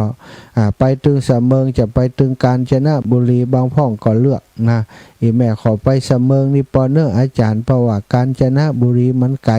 บ่เดียวนี่ขี่รถไกลมันจะได้บ่ฮู้อาจารย์อาจจะได้อีแม่มันเจ็บแอวมันเจ็บหลังเจ็บแอวก็ธรรมดานะคนเฒ่าเนาะคราวที่ไปนครพนมก็อีดกันอันนี้ก็จะไปที่เสมิงก็ปอไก่เนาะศรัทธาปอไก่ตัวใดเขาก็ปากันไปเนาะปากันไปร่วมกินร่วมทานร่วมบุญใหญ่ซึ่งเฮาได้ทำกันตั้งแต่หล่อเตียนมาแล้วนี่ทานก็มาร่วมกันแฮมเอาไปทานเอาไปตอดเอาไปถวายได้หันพิธีกรรมพิธีการได้หันครูบาอาจารย์มาเรียบรับเตียนรับปัจจัยที่เฮานำไปถวายก็จะเป็นสิ่งที่ทำให้เฮามีความสุขกันเนาะศรัทธามีความสุขมีความเบิกบานได้ความสุขตั้งแต่หล่อเตียนได้หายได้หอมกันตั้งแต่หล่อเตียนเมื่อหล่อเตียนเรียบร้อยได้ไปตานเตียนด้วยกันก็ได้ไปหู้ไปหันครูบาอาจารย์มาฮับเตียนได้หันพิธีกรรมพิธีการอะไรอย่างต่างๆบริบูรณ์แล้วกกรรมนั้นก็ไปแอวกันเนาะไปแล้วก็ลวดแอวกันเนี้ยแอวระหว่างต่างมามีอุทยานมีสถานที่ท่องเที่ยวตรงนั้นตรงนี้เขาก็จะปากันไปแต่ก็คงจะแยกกันไปเหมือนกันพ่องก็จะไปปุ้นพ่องจะไปเพ่ก็ตามอัธยาศัยเพราะว่าถ้าไปร่วมกันนักบางทีสถานที่จอดรถของสถานที่ที่เขาไปอาจจะบ่พร้อมบ่เพียงพอเนาะก็ว่ากันเนาะไปอู่กันหน้างานไปอู่กันในวันที่20ก็แล้วกันเนอะปะกันแน่นอนศรัทธาญาติโยมตอนนี้ดูแลสุขภาพอย่างดี ความดันที่ขึ้นวูบตอนนี้ก็ลดลงมาแล้วเนาะฉันยา ควบคุมความดันดูแลเรื่องความดันดูแลเรื่องอาหารการกินตอนนี้ก็จะลดเรื่องอาหารหวานมันเค็มหืนหนักที่สุดนะสัทธาของหวานนี่ก็หันตามริบๆแล้วเนาะแต่มีปัญหาอยู่อย่างที่หันแล้วอดได้ก็คือตุเรียน ว่ากันไปเถอะเนาะมีปัญหาสุขภาพก็ต้องดูแลตั้งแต่เดินธุดงค์มาก็มีปัญหาเรื่องไหล่เรื่องแขนตอนนี้ก็คิดว่าดีขึ้นสถาถึง100%ก่อนก็ยังมันบาดเจ็บบาดปวดเวลานอนกลางคืนแล้วก็โอเคแล้วนอนรับได้ผ่องละช่วงนี้แขนดีขึ้นเนอะอีบ่อยแม่เจ็บแขนน้อยเดียวคือเปิ่นหูไปถึงบ้านถึงมาโอ้ก็จัดได้การก็บอกคือเปิ่นไปคนก็ถามมาก็บอกคือเปิ่นไปแต่ตอนนี้ดีขึ้นแล้วเนาะแขนอาตมาดีขึ้นละแล้วก็ได้โรคใหม่ที่บอกตะกี้นะความดันเบาหวานก็คงบัดใจใหม่สำหรับอีป่อยอีแม่เนาะคุ้นเคยกันมาเมินแล้ว60ปลายเนี่ยบอกค่อยหลอดสักลายนะความดันก็ขึ้นน้ำตาลอาตมานี่ความดันกับไขมันในเลือดสูงมันซึ่งมันกู้กันอยู่แล้วติความดันขึ้นก็ไขมันในเลือดสูงมันเดินแบบสะดวกเนาะมันก็เปลี่ยนขึ้นมาก็รักษาตามอาการไปซะท่าบางพ่องก็บอกสมุนไพรดีอันนู้นดีอันนี้ดีก็จะลองไปถ้ามันดีแต่ก็จะได้บ่ต้องเสียสตังค์ไปหาหมอไปกินยาคุณหมอเนาะยาคุณหมอก็ต้องใช้งบประมาณของชาติของประเทศในการสั่งซื้อสั่งหามาถ้าเฮาดูแลตัวเองได้ก็บ่ไปเป็นภาระกับไผซะดาวันนี้พบปะกันเนาะก็มีเวลาได้แบ่งปันให้กับครูบาอาจารย์ไปก็ชื่นใจก็ดีใจได้บุญตึงเปิ่นตึงตัวเสียดายตะกี้พยายามจะบอกอาจารย์ว่าฮับโทรศัพท์สักกำเตอร์สัก10 นาทีเปิ่นก็ลู่วางที่ก็ลุบตุบตับไปเลยมวยไฟเตอร์ ตีอย่างเดียวเดินหน้าอย่างเดียวจนอย่างเดียวนี่ฉายาของตุลุงจนทุกปัญหามีปัญหาอย่างจนมดช่วยมดจนมดทำมดทุกอย่างอสมก็ดีอสมนี่ป่ะช่วยตลอดอสมหมู่พี่น้องสาธารณสุขคุณหมอตั้งหลายนี่ตุลุงนี่ช่วยมดตั้งดอยสะเก็ดก็มีตั้งที่อื่นก็มีตั้งสายการศึกษาตึงกศนแล้วก็ศึกษาประถมมัธยมนี่เกือบจะทุกโรงเรียนที่เป็นมาขอความช่วยเหลือไปช่วยเป็นมดซะท่าอันนี้ก็คือแบบอย่างของคนทำงานของคนดีอีกอย่างที่ตุลุงอู้ถึงตะกี้ก็คือวันเข้าวาสาวันที่11วันศุกร์เนาะจะมีสามีจิกรรมกันที่ม่อนสีสองเมืองพระธาตุสีสองเมืองความสำคัญของพระของพระประธานในศาลาสีสองเมืองซึ่งครูบาอาจารย์เปิ่นได้ฝั่งเวียงป่าเป้าสร้างศาลาฝั่งเชียงใหม่นี่หาพระเจ้ามาประดิษฐานตั้งไว้เป็นตีกราบไหว้สักการะบูชาที่ดอยนางแก้วซึ่งเฮาตอนนี้นะครูบาอาจารย์ขึ้นสีขาวครูบาอาจารย์ถึง2 ฝาก 2 ฝั่งถึงดอยสะเก็ดเวียงป่าเป้าไปช่วยกันบูรณะปฏิสังขรณ์โดยอาศัยศรัทธาญาติโยมขึ้นสีขาวเป็นกำลังเป็นพลังไปช่วยเหลือเนาะเป็นปัจจัยไปช่วยครูบาอาจารย์ก็ได้ก่อร่างสร้างแปลงกันจนเป็นที่เรียบร้อยมีเจดีย์ธาตุเจดีย์3 องค์ซึ่งครูบาอาจารย์แต่ก่อนเก่าอยากจะทำแต่ทำบ่ได้โดยปัญหาต่างๆและต่อมาเปิ่นก็สิ้นยุคของเปิ่นไปมรณภาพจากไปก็บ่มีไผมาสานมาต่อครูบาอาจารย์เนาะของเฮาหลวงปู่พระครูปฏิพันธ์ธรรมทินหลวงพ่อท่านพระครูนิวิทย์ศิลสังวรเจ้าคณะอำเภอวังเหนือนะวังเหนือเนี่ยอย่าง เวียงป่าเป้าไปอย่างวังเหนือว่าเดี๋ยวนี้สมองเปลี่ยนอะไรอย่างนี้ก็ได้มาช่วยกันเนาะช่วยกันแปลงช่วยกันก่อร่างสร้างแปลงกับตั้งอำเภอดอยสะเก็ดก็มีครูบาอาจารย์ที่เป็นตัวตั้งตัวตีอย่างหลวงปู่พระครูปฏิพันธ์ธรรมทินนี่ท่านพระครูพิวัฒนวิกรมท่านพระครูชลทานพิทักษ์ถือว่าเป็นมดงานที่คอยเกาะติดการทำงานตลอดจนการบูรณะปฏิสังขรณ์และการทำสิ่งใหม่ๆก็เกิดขึ้นจนสำเร็จเสร็จสิ้นที่เฮาตั้งหลายได้ไปกินไปทานร่วมกันหลายรอบหลายครั้งได้บุญได้กุศลด้วยกันไปโควิดระบาดอย่างนักในช่วงนั้น แต่ว่าเขาก็ทำกันจนแล้วโควิดมันก็เนี่ยอย่างฮือโลก เปิ่นมาฮือจอมกันอยู่ทันแล้วไปเลยอีแม่ตานแล้วกลับเลยนี่ก็ไปกันขนาดตานแล้วขึ้นไปตานหันหน้ากันแล้วกลับเลยก็ยังไปกันล้นอยู่นะทุกครั้งทุกคราไปติหันก็มีความสุขเนาะฉะนั้นวันที่11นี้ไปสามีที่กรรมไปทำสิ่งดีสิ่งงามด้วยกันที่ม่อนพระศรีสองเมืองด้วยกันแฮมเนอร์เสถาอาตมาภาพนี้ดีบดีก็จะไปนอนข้างคืนเพื่อวันที่10นี่นะถ้าวันที่10ถ้าแบบเสร็จภาระธุระมันเป็นวันพระเดือนโลนี่ต้องสวดมนต์กับครูบาอาจารย์นี่วันที่10เนาะก็เอา11ตอนเจ้ากันแล้วกันปะกันปุ้นซะท่าไปนอนปุ้นก็จะนอนคนเดียวให้มั่งง่อมให้มัน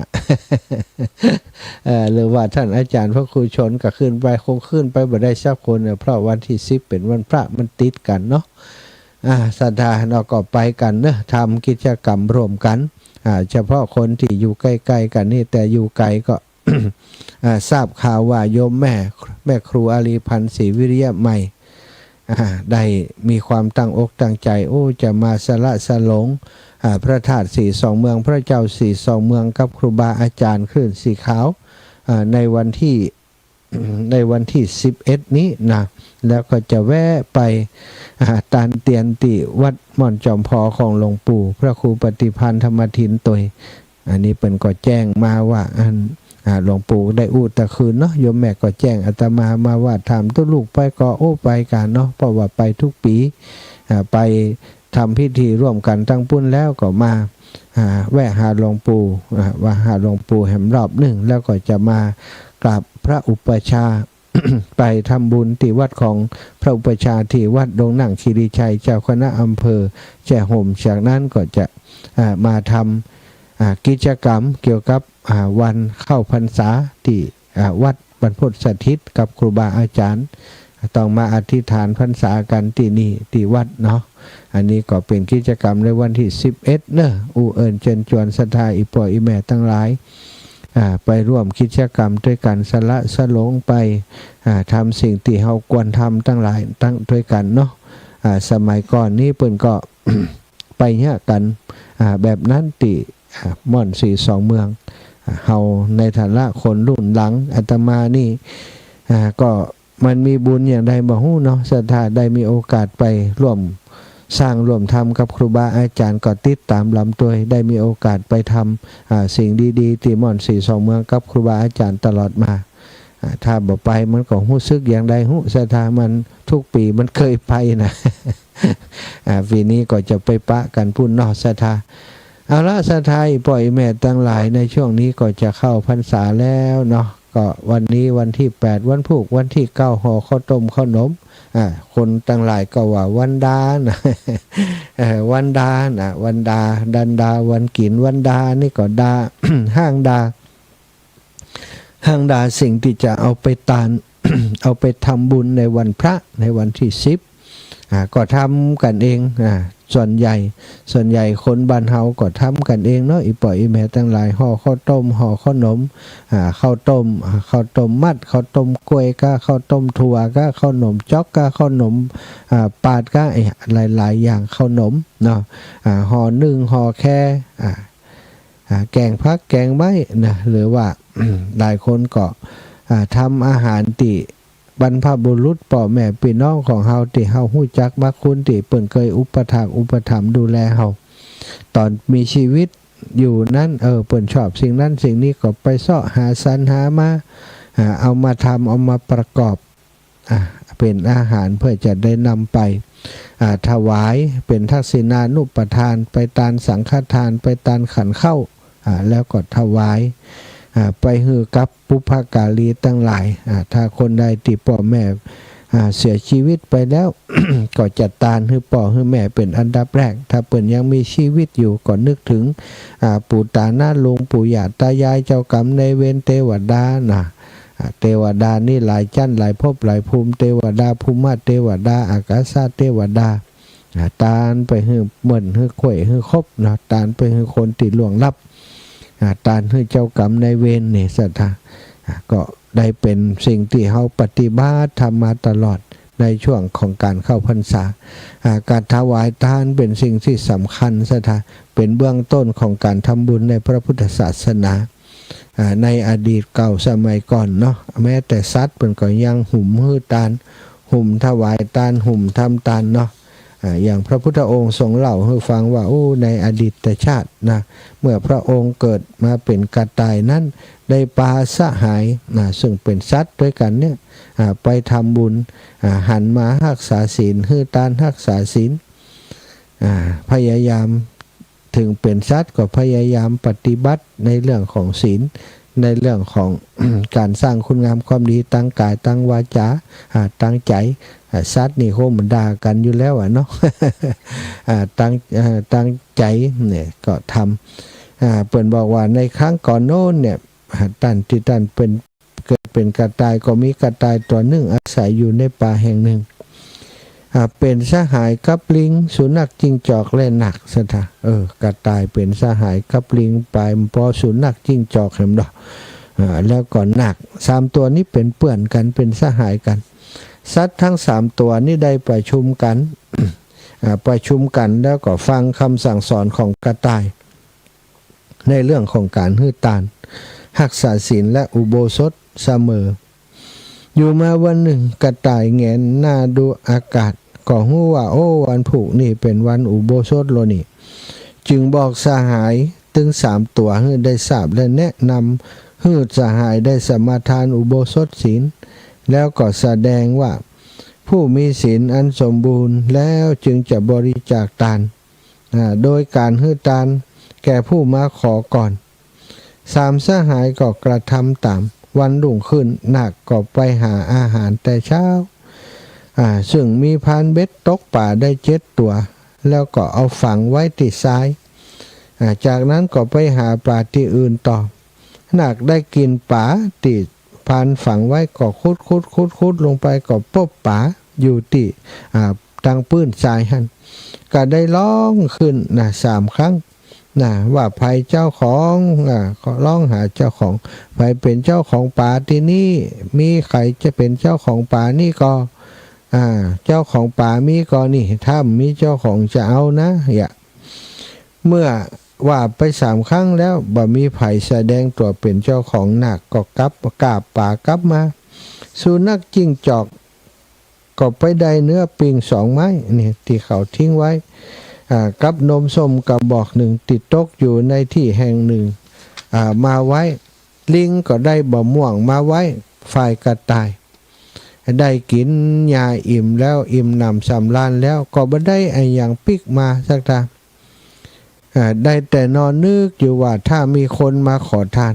เฮาจะเอาอย่างฮื้อบัดเดียวนี้เฮาบ่ได้เอาอย่างบัดตุยบ่ได้มีปากก็บ่ได้จะเอาหญ้ามาฮื้อเพิ่นก็คงบ่เอานะ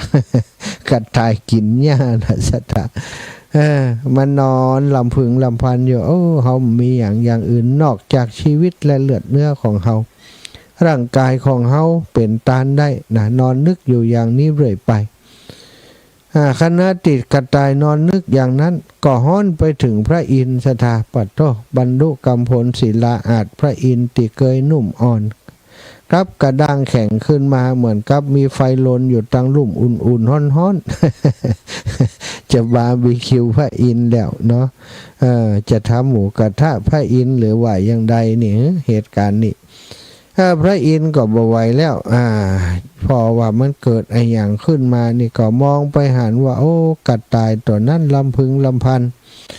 ว่าจะอุทิศล่างเป็นตานเนี่ยล่างเป็นตานว่าอย่างนั้นจึงลงมาจากสวรรค์จำแรงเป็นพรามได้ไปขออาหารจากสัตว์3 ตัวตัวแรกก็ไปหานาคก่อนซะท่าไปหานาคก่อนนาคก็เอาปลาหื้อนานที่ได้มานั่นเอาหื้อตาลรักษาศีลอุโบสถแล้วก็หื้อตาลสุนัขจิ้งจอกก็ไปหาสุนัขจิ้งจอกก็ได้หมูปิ้ง ไฟฟิปปิ้งไว้นะได้จิ้นปิ้งแล้วก็ได้นมส้มก็เอามอบถวายพราหมณ์ไป ต่อไปก็ไปหากระต่ายนะไปหาลิงแล้วก็ไปหากระต่ายหาสุนัขจิ้งจอกนี่ก็ไปหาลิงก็เอาผลไม้ให้ไปหากระต่ายนะกระต่ายจึงว่าเฮาบ่มีอาหารสิ่งใดจะฮือตันเนอท่านพราหมณ์เพราะว่าญาท่านก็คงมาเอานะบัดเดี๋ยวนี้มีสิ่งที่พอจะฮือตันได้นะ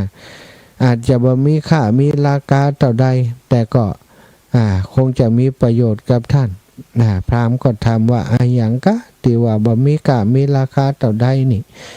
เฮาเอาหมดขอฮือตันฮือเฮาเตอะว่า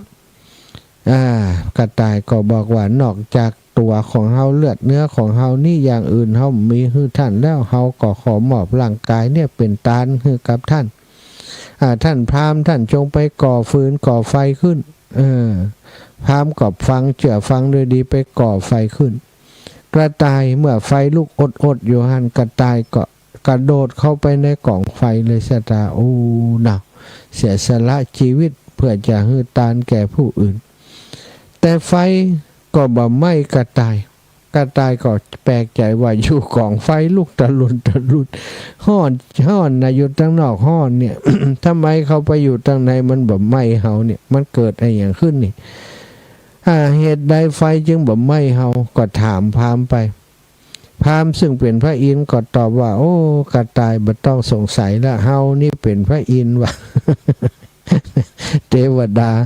ประสงค์จะมาทดลองท่านบ่ได้ทดลองท่านว่าจะฮื้อชีวิตเป็นทานได้จริงหรือหันท่านว่าจะฮื้อชีวิตเป็นทานจะฮื้อชีวิตเป็นทานบ่มีอย่างอื่นนะเขาจึงได้ลงมาทดลองบัดนี้เฮาหันแล้วว่าท่านกล้าฮื้อทานแม้กระทั่งชีวิตของตัวเก่าได้ ขอท่านจงเป็นสุขเถิดแน่เวลานั้นไฟก็ดับลงพอดีพระอินทร์ก็กลับขึ้นไปสวรรค์ต่างๆมาจัดสุดท้ายนาคนั้นได้เกิดมาเป็นพระอานนท์เป็นพุทธอุปถากนะสัตาเฮาบัดใจหูบัดใจแน่ว่าแน่บางครั้งนะบางจัดก็เกิดมาเป็นสัตว์นะสัตาการได้อัตภาพเป็นมนุษย์นี่ยากนะอย่าบอกนี่พระอานนท์ก็ยังเกิดเป็นสัตว์นี่เฮาก็บ่ต้องเป็นสัตว์กินหลอบบ่ฮู้เนาะอาตมานี่ชอบเลี้ยงหมานะว่าเลี้ยงหมานี่15ตัวก่อนหันมันก็อินดูก็ฮักมันสงสัยเหมือนกันเนี่ยก่อนก็เคยจะเป็นอย่างเขาก็บอกว่าเนาะพระอานนท์ยังเกิดเป็นแผ่วหนักพุ่นน่ะสุนัขจิ้งจอกก็ได้เกิดมาเป็นพระโมคคัลลานะดูสตาลิงนั่นได้เกิดมาเป็นพระสารีบุตรนั่นกระต่ายได้เกิดมาเป็นพระพุทธเจ้าดูแม้กระทั่งพระพุทธเจ้านี่เกิดเป็นสัตว์นะเป็นกระต่ายศรัทธาญาติโยมการฮื้อทานนี้ก็เป็นสิ่งที่เป็นอุดมการณ์ตั้งพระพุทธศาสนาของเฮาเรื่องแรกเบื้องต้นเลยก็คือเรื่องการฮื้อทานการฮื้อทานนั้นมีความสำคัญเพราะว่าการฮื้อทานนั้นมันจะทำให้จิตใจของบุคคลที่ฮื้อทานนั้นมีความสุขนะมีความเย็นมีความสบายใจที่สุขที่เย็นสบายนั้นคือใจที่จะทำให้เฮาชีวิตของคนเฮามีความสุขนะสถาในใกล้จะเข้าวาสาแล้วนี่เฮาตั้งหลายศรัทธาญาติโยมอีป่อยอีแม่ตั้งหลายต่างก็เตรียมพร้อมกันแล้วนะอาตมาคิดว่าบางคนนินฮอนบัดลับกึดถึงเรื่องนั้นเรื่องนี้จะตานอย่างจะเอาอย่างไปตานนี่วันนี้ก็กึดนะนี่เนาะวันผูกก็เตรียมล่ะวันผูกบางคนก็ฮอกอันก็ใบตองไว้ก่อนแล้วจะเนี่ยอย่างพ่องบ่ฮู้จ้ะอีหล่ะบ่ฮู้แต่ก็ใบตองไว้แล้วใบตองเนี้ยได้หลายอย่างข้าวต้มอย่างที่ว่านะข้าวต้มกล้วยข้าวต้มถั่วข้าวนมจ๊อกเนี่ยใจตองตึงนั้นเนาะ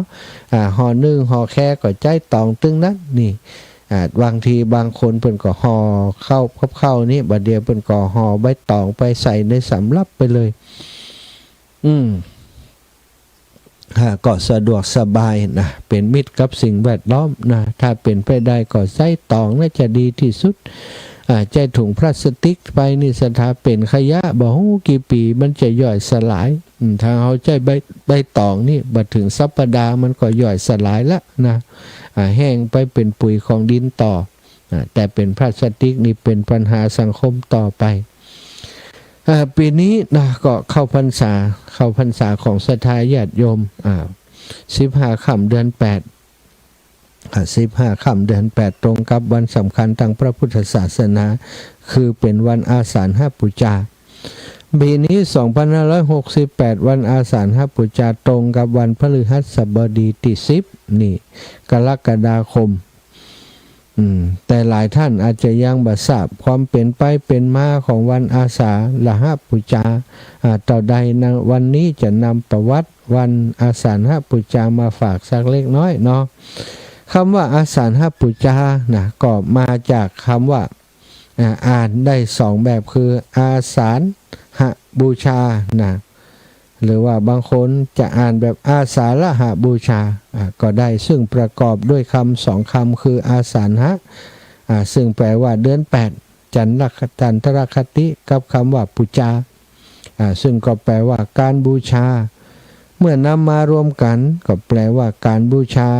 ในเดือน 8หรือว่าการบูชาเพื่อระลึกถึงเหตุการณ์ที่เกิดขึ้นในวันเพ็ญเดือน 8 สถานตามพุทธประวัติพระพุทธเจ้าทรงประกาศศาสนาเป็นครั้งแรกหลังจากได้ตรัสรู้2 เดือนโดยแสดงธรรมเรียกว่าแสดงปฐมเทศนาโปรดปัญจวัคคีย์ทั้ง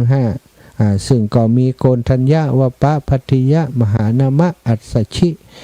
ซึ่งเป็นปัญจวัคคีย์ที่ไปดูแลพระพุทธเจ้าตอนที่บำเพ็ญทุกขกิริยาเนาะ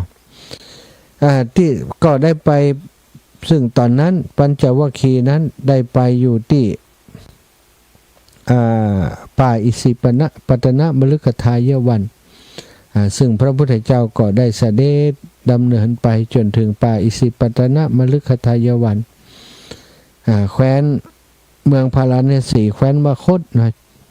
ได้ไปแสดงธรรมนะตอนแรกก็บ่ยอมรับว่าโอ้เฮาทั้งหลายจะบรรลุลับแต่ว่าสุดท้ายเปิ่นเดินไปถึงก็ลุกลับอยู่ดี ลุกลับกันพรึบพรับเนาะเพราะเคยลุกลับเคยกระทำอย่างนั้นพระพุทธเจ้าแต่ว่ายังมีทิฏฐิมานะอยู่บ่อยากจะฟังพระพุทธเจ้านะมีทิฏฐิมานะเกิดขึ้นในใจโดยความคิดว่าโอ้ได้ย่อหย่อนไปแล้วได้ปฏิบัติตามที่ตั้งใจไว้แต่แรกนะได้กลับมากินอาหารมันคงบ่ได้คุณสมบัติวิเศษอย่างหรอกอันนี้มาก็อาจจะมาขอที่ปึ้งก็เฮานะคิดอย่างนั้นก็เลยทำตัวแบบ บ่าไข่อ่อนน้อมบ่ค่อยบ่พร้อมที่จะฟังธรรมจากพระพุทธเจ้าพระพุทธเจ้าก็ตรัสว่าบัดเดี๋ยวนี้เฮาได้พบหมกขธรรมแล้วทำสำหรับการที่ทำให้คนได้ตรัสรู้นะได้นิพพานเธอทั้งหลายเคยได้ยินคำนี้จากปากของเฮาก่อนปัญจวัคคีย์ก็มาคิดว่าแต่โลนี่ตลอดเวลาที่เฮาอุปถากเพิ่นบ่เคยอู้คำนี้กับเฮาเลยแต่วันนี้พระองค์ได้ตรัสคำนี้ก็เลยเกิดความใจที่แข็งกระด้างนี่ก็อ่อนโยนลงมาพระพุทธองค์ก็ได้แสดงธรรมก่อนที่แสดงธรรมกับธรรมจักรปวัตตนสูตรพระองค์ก็ตรัสถึงสิ่งที่เป็นสิ่งการปฏิบัติ2 ทางที่กามสุขาริการนุโยคการปฏิบัติที่ย่อหย่อนเป็นสิ่งที่บ่ทำให้คนเฮาได้บรรลุธรรมแล้วก็การทำที่เกินเหตุเกินไปเนี่ยอัตตกิลมัฏฐานุโยคประกอบตัวเองให้ลำบากอันนั้นก็บ่ใช่ทางที่จะทำให้ตนได้บรรลุธรรมแต่อย่างใดแต่ว่าการอยู่ในการใช้ชีวิตอยู่ในทางสายกลางนั้นจะทำให้เฮาไปถึงความรู้ได้พบความรู้อันวิเศษที่จะพาเฮาไปสู่การที่บรรลุธรรมเป็นพระอรหันต์นี่พระองค์ก็ทรงแสดงเรียกว่าธรรมจักรปวัตตนสูตรแห่งการหมุนวงล้อธรรมซึ่งหลังจากพระองค์ได้แสดงธรรมกันแรกไปจบลงพระอัญญาโกฏัญญาก็ได้ดวงตาหันธรรมเป็นพระอริยบุคคลชั้นโสดาบันแล้วก็ได้ขออุปสมบทในพระพุทธศาสนาพระองค์ก็ได้ประทานเอหิภิกขุอุปสัมปทาแก่พระอัญญาโกฏัญญา ก็ถือว่าเป็นพระอริยสงฆ์องค์แรกในพระพุทธศาสนาต่อมาก็ท่านวัปปะพัทธิยะมหานามะอัสสชิก็ได้อุปสมบทกับพระพุทธองค์โดยลำดับวันอาสาฬหปูจาลักษณ์สำคัญสำรับใจความสำคัญของการปฐมเทศนามีหลักธรรมสำคัญอยู่2ประการคือ1มัชฌิมาปฏิปทามัชฌิมาปฏิปทาหรือว่าทางสายกลางเป็นข้อปฏิบัติเป็นกลางถูกต้องเหมาะสมที่จะให้บรรลุถึงจุดหมายได้ไม่ใช่การดำเนินชีวิตติเอียงสุด2อย่างหรือว่าอย่างใดอย่างหนึ่งก็คือการมกมุ่นในความสุขมัวเมาในรูปรสกลิ่นเสียงรวมเรียกว่าหลงเพลิดเพลินมกมุ่นในกามสุขหรือว่ากามสุขานิการนุโยคที่พระองค์ได้ตรัสถึง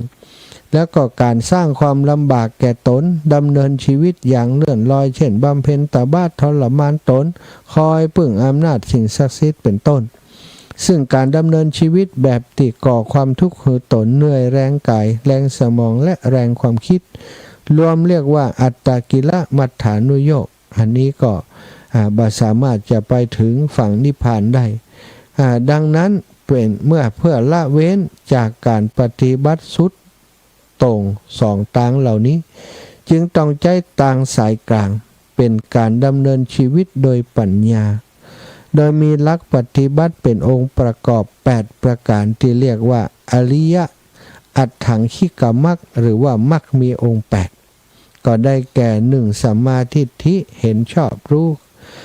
คือรู้เข้าใจถูกต้องหันตามความเป็นจริงสัมมาสังกัปปะดำริชอบคือคิดสุจริตตั้งใจทำแต่สิ่งที่ดีงามแล้วก็สัมมาวาจาเจรจาชอบคือกล่าวคำสุจริตสัมมากัมมันตะชอบกระทำชอบก็คือการทำการงานสุจริตสัมมาอาชีวะประกอบอาชีพชอบอาชีวะสุจริตสัมมาวายามะพยายามชอบคือเพียรละชั่วบำเพ็ญแต่ความดี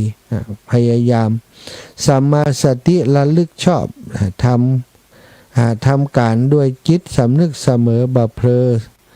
บ่พลั้งพลาดบ่เผลอเลอแล้วก็สัมมาสติก็คือตั้งจิตมั่นคุมจิตให้แน่วแน่มั่นคงบ่ฟุ้งซ่านสิ่งเหล่านี้ก็คือคำสอนที่พระองค์ทรงตรัสแสดงอริยสัจสี่แปลความจริงประเสริฐของอริยก็คือบุคคลที่ห่างไกลจากกิเลสได้แก่1ทุกข์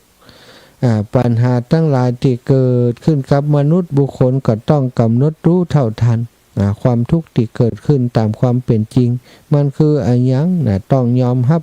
สู้หน้ากับปัญหากล้าเผชิญหน้ากับความจริงต้องเข้าใจสภาวะโลกว่าทุกสิ่งบ่เที่ยงมีการเปลี่ยนแปลงไปเป็นอย่างอื่นบ่ยึดติดสมุทัยก็ได้แก่เหตุ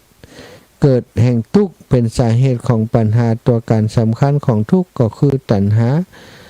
เรือว่าเส้นแชือกแห่งความอยากที่สัมพันธ์กับเหตุปัจจัยต่างๆข้อที่3ก็คือนิโรธได้แก่ความดับทุกข์เริ่มด้วยชีวิตที่อิสระอยู่อย่างรู้เท่าทันโลกและชีวิตดำเนินชีวิตโดยการใช้ปัญญา4มรรคได้แก่กระบวนการวิธีการแก้ปัญหาของชีวิตต่างๆมี8ประการดังที่ได้อุจจาไปตะกี้เนาะพิธีกรรมพิธีการทั่วไปในช่วงเข้าพรรษาก็นิยมกระทำกันทำบุญตักบาตรรักษาศีลฟังธรรมสวดมนต์ในตอนค่ำมีการเวียนเทียนที่เป็นการสืบทอดประเพณีอันดีงามของไทยดังนั้นพุทธศาสนิกชนทั้งหลายควรเข้าวัดเพื่อน้อมระลึกถึงคุณพระรัตนตรัยอีกทั้งยังเป็นการช่วยชำระล้างจิตใจให้ปลอดโปร่งผ่องใสจะได้มีร่างกายจิตใจที่พร้อมสำหรับการดำเนินชีวิตในยุคที่ข้าครองชีพทีบตัวสูงอย่างนี้เนาะวันที่28นี้สถายะวันที่2568นี่วันที่10ที่จะถึงนี้นะก็ไปทำกิจกรรมในวันเข้าพรรษาตีวัดตีวาใกล้บ้านของท่านทั้งหลายนะสร้างบุญสร้างกุศลเตรียมเติมบุญกุศลให้เกิดขึ้นกับตัวเฮา ให้ได้นักที่สุดศรัทธาญาติโยมบุญคือที่พึ่งนะการทำบุญจะน้อยจะนิดก็ขอให้ได้ทำโอกาสที่เราจะสร้างกองบุญกองกุศลก็มีบ่มากนักเนาะศรัทธาเข้าพรรษาก็เพียงแค่3 เดือนฉะนั้นในช่วงเข้าพรรษานี้ก็สร้างสิ่งที่เป็นประโยชน์ให้แก่ตนหลายคนก็อธิษฐานลดละเลิกสิ่งโน้นสิ่งนี้สมาทานปฏิบัติเคยทำกายวาจาอย่างต่างๆบอกค่อยดีกับคนนั้นคนนี้นะหู้ตัวเฮาหู้ตัวแล้วอยากจะระงับยับยั้งอธิษฐานจิตว่า3 เดือนนี้ข้าพเจ้าจะปฏิบัติตัวอย่างนี้ผู้เป็นภรรยาก็ดีผู้เป็นสามีก็ได้อยู่ในครอบครัวหรือว่าเป็นอย่างก็แล้วแต่เนาะบ่มีลูกบ่มีผัวบ่มีลูกบ่มีเมีย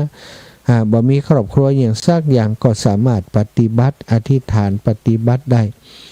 เฮาบ่สมบูรณ์บ่บริบูรณ์กายวาจาใจในด้านใด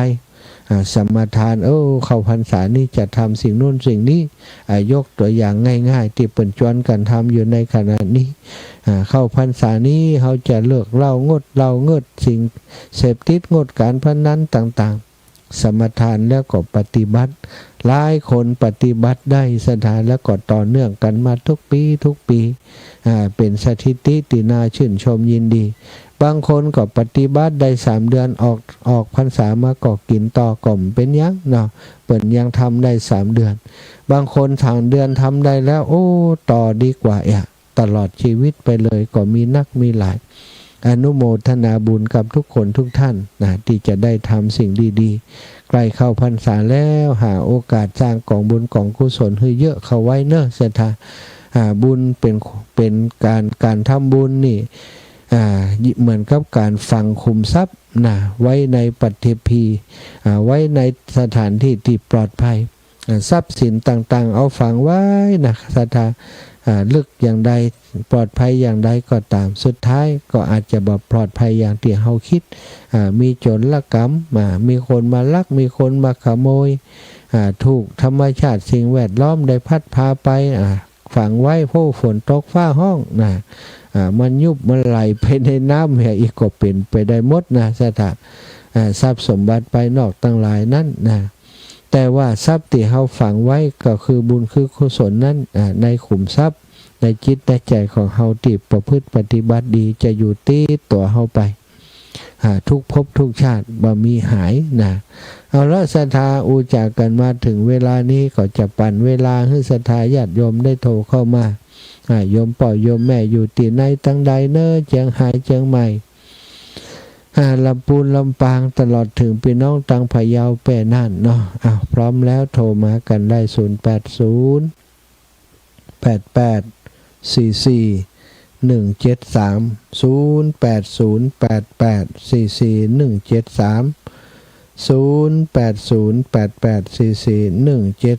อะศรัทธาอีป่ออีแม่ตั้งหลายศรัทธามีคนเป็นห่วงสุขภาพอาจารย์นะอินล่ะฉันยาแล้วก็ต้องลดอาหารที่มีไขมันจิ้ม คนเป็นห่วงดีอย่างเดียวฮักไว้พอบัดตัน ดีอย่างเดียวฮักไว้ไม้ตัวพอบัดตันอีแม่จงดีเชื้อกันทานเนาะชอบท่านอาจารย์พระครูชลทานพิทักษ์หน้าได้เตดแบบทีเดียวม้วนเดียวจบนะ ฮักไว้ไหมปอบัตตันหรอเจริญปอนแม่ชุลีพรเชื่อเมืองพานแม่ฟังอยู่เนอะแม่ก็คืนแม่ฟังธรรมะธรรมโมทุกคืนเนาะดีกะแล้วก็อันที่เข้าภาษาแม่ก็ไปทำบุญที่วัดใกล้บ้านดีมากขอบคุณวันนี้โทรมาเนาะพี่น้องเมืองพานเจ้าสัตว์ตู้เจ้าแม่เจ้ามีความสุขธรรมะธรรมโมด้วยธรรมะธรรมโมเป็นติดตึงดีแล้วบุญรักษาเนอะสัตว์สายต่อไปรับแล้วจ้า โอ้สาธุสาธุ วันนี้อันทางลำปางฝนตกก็ครับ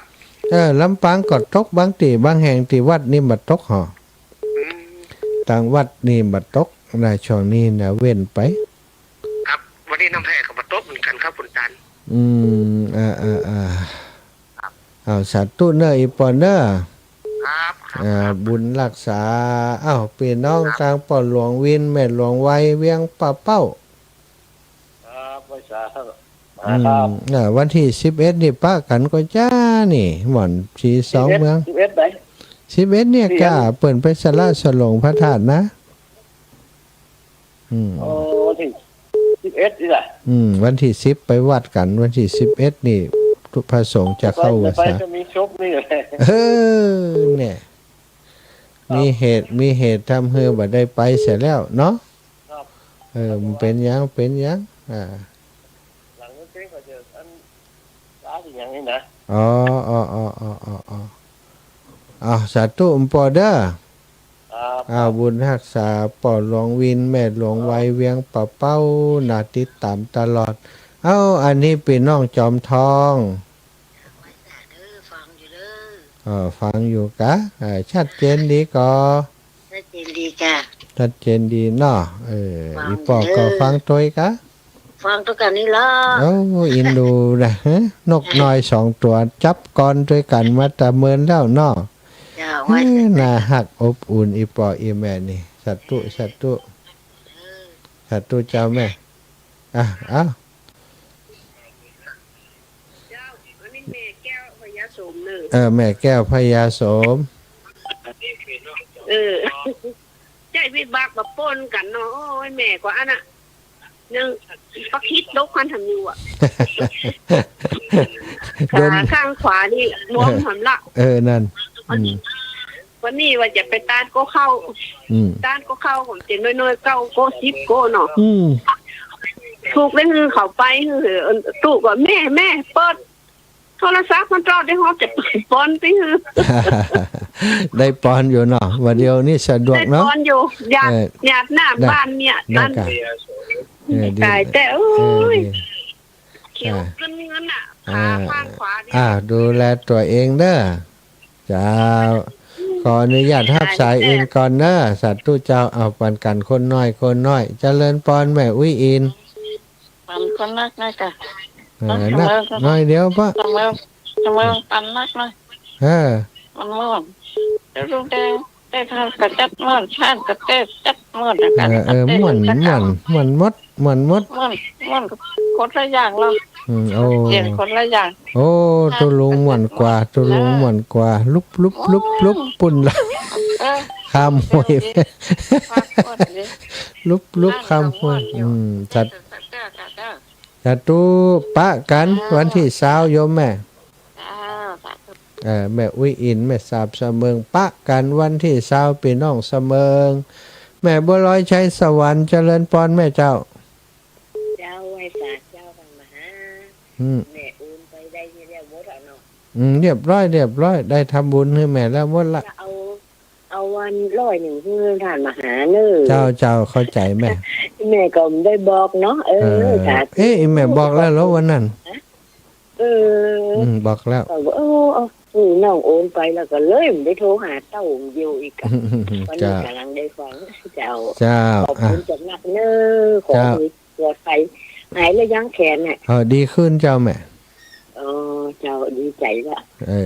ว่าภาษีสองยังก็ได้ไปอนุโมทนาบุญเอาเนอเจ้าแม่สาธุเจ้าสาธุหาบุญรักษาแม่หลวงบ้านบวกเล่ลำปูนมาแล้วพี่น้องลำปูนฮับแล้วแม่หลวงไปเสียเจ้าไปแหละหม่อนเสือหม่อนเต้นหน่อตุลุงแดงหม่อนเต้นเจ้าดีอยู่ที่ไหนไปเลยลำปางวะนะลำปางวัดบรรพตนี่ละเนอะเจ้าสาธุเข้าประชาให้เนาะเข้านี่แล้วเจ้าอยู่ดีมีสุขเนอะอุ้ยเนอะจ้าขอบคุณอุ้ยหลงเท่าแฟนประจำนะพี่น้องบนบกลี่ละปูนแม่ย่านางคำอ้าย เจ้า วันที่11มาหาแม่ก็ วันที่11นะดอนะดอ ไปสละสลงพระธาตุแล้วจะไปหาหลวงปู่จะสดไปหากรรม2 นาทีบัจจัยวันพระแต่เนาะวันนั้นน่ะเนาะวันพระมันแล้วไปแล้ววันที่10อ่ะวันที่11นี่วันที่เพิ่นจะเข้าพรรษาทุกเจ้านะกะมาหาเน้อเจ้าแม่ตอนบ่ายว่าเนาะเจ้า